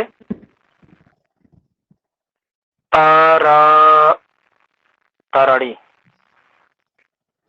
ठीक है, डोंगी। तरी भी आता है। और देखेंगे, और देखेंगे, इसको हटा दीजिए, तरड़ी, उसके बाद तरी, और नया भी हो जाएगा। तो ये तो आसान है। वहित्र भी हो जाएगा, जो बहता हो, तो वहित्र भी हो जाएगा। और क्या हो जाएगा, और एक डोंगी भी होती है, डोंगी, तो वो भी हो जाएगी, डोंगी। डोंगी पतली सी होती है, ऐसे रहती है।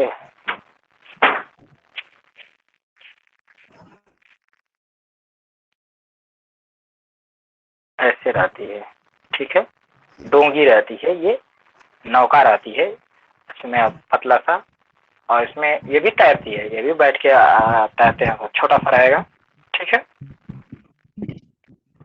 तैरिए उसी पर। पतंग, हाँ पतंग भी कह देंगे, बिल्कुल कह देंगे। सूर्य का भी होता है, हाँ बिल्कुल होता है। पतंग भी हो जाता है। ये देखिए पतंग, पतंग 3-4 का हो जाता है, पतंग हो जाएगा, बिल्कुल हो जाएगा। और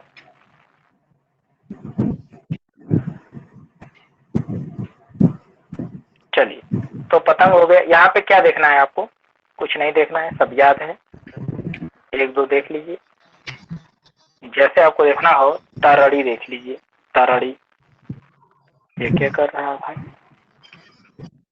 तरड़ी देखिए, तरी देखिए, वहित्र देखिए, डोंगी देखिए, पतंग देखिए, ठीक है।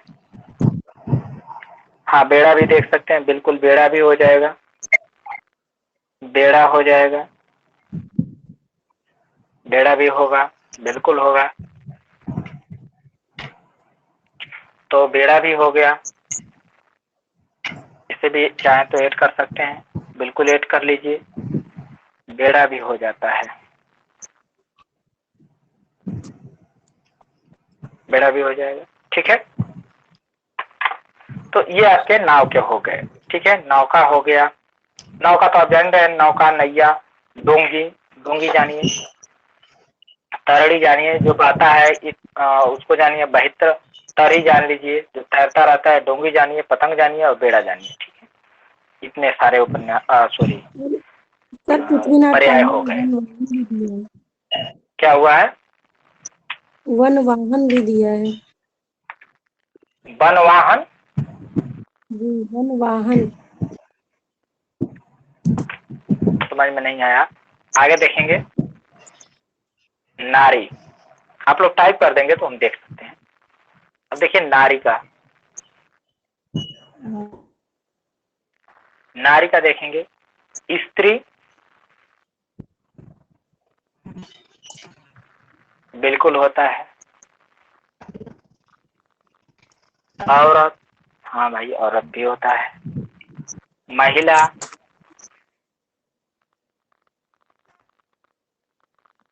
महिला, हाँ भाई ये भी होता है, बिल्कुल होता है। और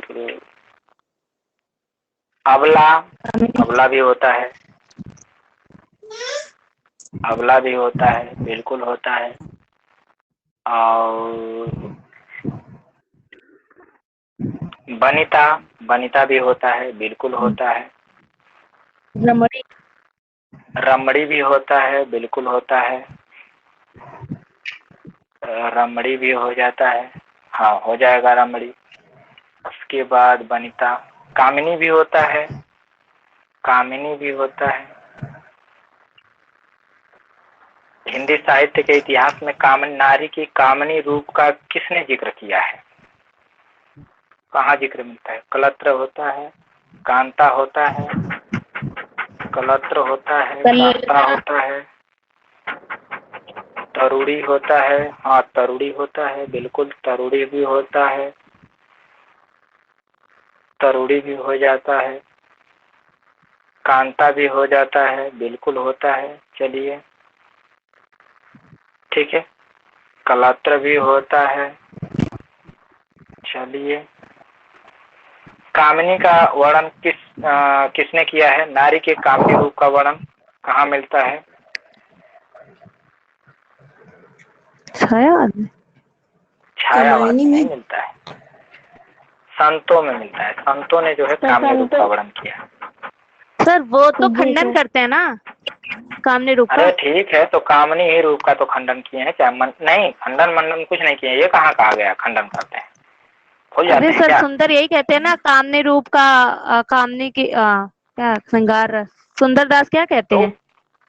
अरे तो सुंदरदास एक अकेला व्यक्ति विरोधी करता है ना, बाकी लोग तो है ना। कबीर क्या करते हैं? माधुर्य, माधुर्य भक्ति करते हैं वो, माधुर्य। ठीक है।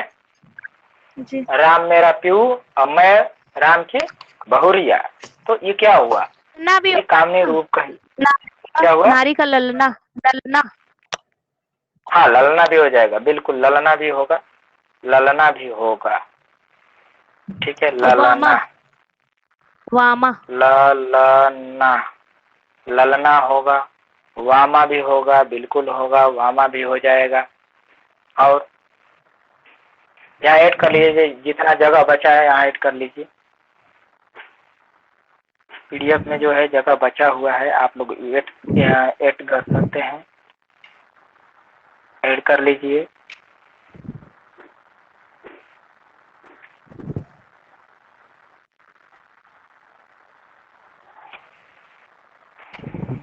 हाँ बिल्कुल, दारा भी हो जाएगा, प्रमदा भी हो जाएगा। हाँ हो जाएगा, प्रमदा, दारा भी होता है, दारा भी ऐड कर लीजिए ना। हाँ ये बात तो सही है, ये तो मैंने ध्यान नहीं दिया। तब तो उस तरह देखते हैं, रुकिए, गड़बड़ तो है, लिखवा दिए हैं, रुक जाइए। वामा भी, वामा किसका होता है? गलत हो गया, वामा भी तो पत्नी का हो जाता है। जी सर। सर कलत्र भी पत्नी का होता है। अब हमने ध्यान नहीं दिया, सब लोग गलत करा दिए, ध्यान नहीं दिया गया। काटिए इसको, बिल्कुल काटिए, तो गलत हो गया। ठीक है, ये जो है ये पत्नी का हो जाएगा, बिल्कुल इसको कट करिए, इसको कट करिए, कलत्र नहीं होगा। ठीक है, वामा नहीं होगा। ठीक है, ललना, ललना स्त्री का हो जाता है। कांता जो है, कांता को देखिए किसका दिया है, कांता भी हमको लग रहा है कि नहीं होगा क्या, तो कट करिए, ये सब नहीं होगा। कांता मतलब पति, कांता होगा सर, कांता होगा, मतलब स्त्री का होता है। कांता मतलब तो पति भी होता है ना, चाहे कांता यहाँ रहे चाहे रहे विदेश। वासुदेव नंदन में दिया है स्त्री का कांता। बड़ी समस्या हो गई, यहाँ पे गलत हो गया। इसी में देखिए, जब वो पति का और स्त्री का जब पूछेगा ना, तो पत्नी का जरूर विकल्प में रख देगा। बात समझ रहे ना? हाँ सर, स्त्री में कांता दिया है। हाँ, क्योंकि आप भूल जाएंगे। ठीक है, आप भूल जाएंगे और उसी में मिक्सचर हो जाएगा, पत्नी और स्त्री, नारी एक ही रूप में आप देख लेंगे, दिमाग मतलब अंतर करेगा नहीं, और वहीं पे क्या हो जाएगा, वहीं पे गलत हो जाएगा। तो देखिए, ये सब महिला का है। ठीक है, यानी नारी का है। ठीक है, ललना है, यहाँ से देखेंगे ललना है, ये कट गया, मिट गया। कोई बात नहीं, ललना। ठीक है, ललना है, कांता है, तरुड़ी है। ठीक है, अब देखिए यहाँ पे तरड़ी, सॉरी,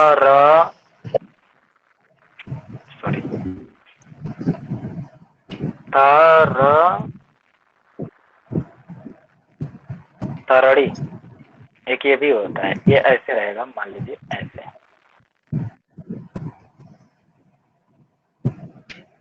बताएंगे। एक ये है, एक ये है। नौका, नीचे वाला नौका है, ऊपर नीचे वाला नौका है, बड़ी ऊपर वाला क्या है? नीचे वाला नौका है सर, और ऊपर वाला नारी है, स्त्री है। नहीं, नीचे वाला सर सूर्य है, ऊपर वाला नाव है, और वो हाँ, ठीक ठीक। अरे ये जो है नाव है, जी सर, और ये जो है सूर्य है।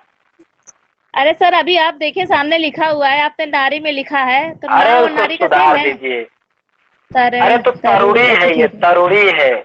अरे कैसे कंफ्यूज है, ये ऐसे है, यहाँ नहीं दिख रहा है, ये बीच में ये।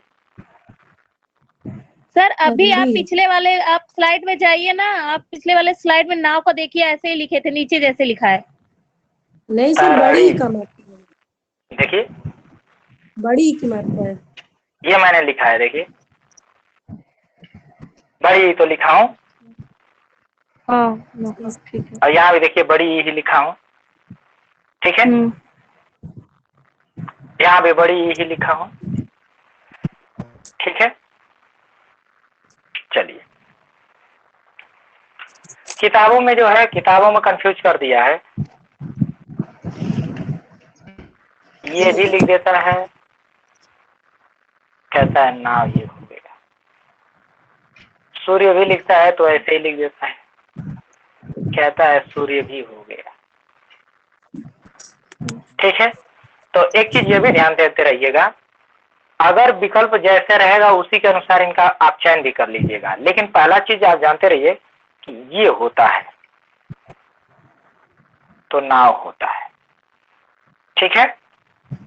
ये होता है तो नाव होता है। किताबों में ये भी दे देता है, ये भी दे देता है, बात समझ रहे हैं ना। ये भी दे देता है कि ये नाव हो गया। तो ये भी जानते रहिए, हो सकता है विकल्प में अगर मान लीजिए यही है तो ये मत सोचिएगा कि नहीं बड़ी का रहेगा तभी करेंगे, ठीक है। बात समझ गया ना।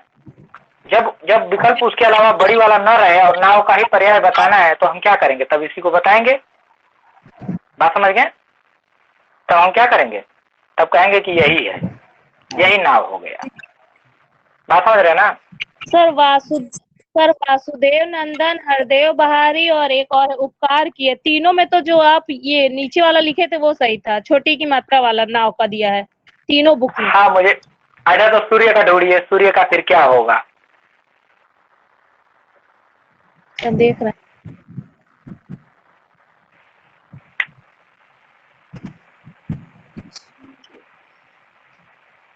सूर्य का भी तो है।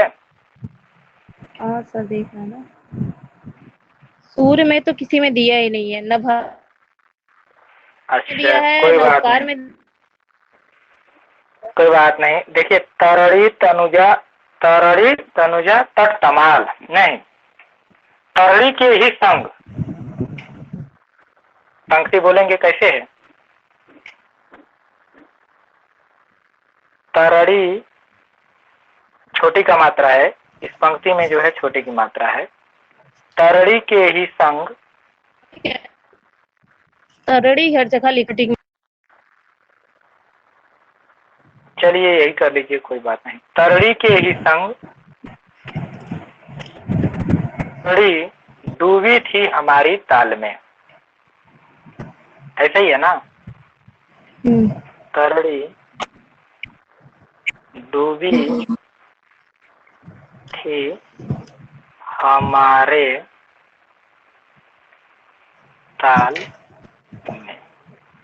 तो देखिए इसमें ये पंक्ति में जो है दोनों छोटी की मात्रा लिखी हुई है जी, दोनों छोटी की ही मात्रा है। इस पंक्ति में जो ये पंक्ति है इसमें दोनों छोटी की है। बात समझ रहे हैं। तो यदि दोनों छोटी की मात्रा है तो दोनों, तब एक सूर्य का पर्याय होता है और एक ये होता है। तो या तो अगर छोटी की मात्रा हो तो हम तब इसी से दोनों को कहें, इसी से दोनों को। तो इसमें जो है तरड़ी, तरड़ी मैंने बता दिया, आप लोग ध्यान देते रहिएगा। ऐसे भी आ जाए तो नौका समझ लीजिएगा कि नौका हो सकता है, ठीक है। बात समझ रहे हैं ना। एक सूर्य भी हो जाएगा क्योंकि वो पंक्ति में जो है ऐसे ही लिखा है।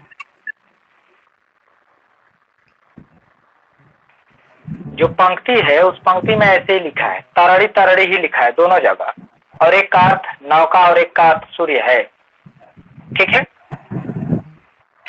बात समझ गए। तो जो पंक्ति है वहां तो तरड़ी तरड़ी ही लिखा है, दोनों एक ही जगह एक ही जैसा लिखा है, तो कोई अंतर नहीं है।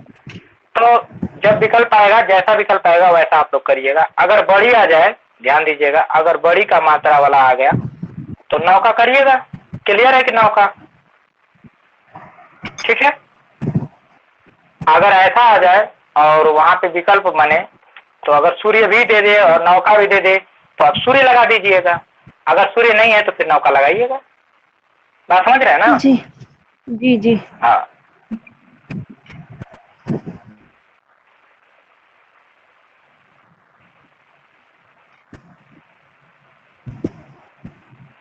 अब देखिए, तो ये हो गया, हमने देखा नारी का देख लिया, ठीक है। अब जो देखना है पत्नी का है। पत्नी का हम लोग कल देखेंगे, ठीक है, ज्यादा हो जाएगा, बात समझ गए? हाँ, ज्यादा हो जाएगा, ज्यादा नहीं देखना है। और टाइम भी हमको लगता है कि टाइम भी हो गया 35 हो गया। चलिए ठीक है, क्लास को हम लोग बंद कर देते हैं, ठीक है। जी सर। क्लास को हम लोग बंद करते हैं। आप सभी लोगों को जुड़ने के लिए बहुत बहुत धन्यवाद। थैंक यू धन्यवाद सर।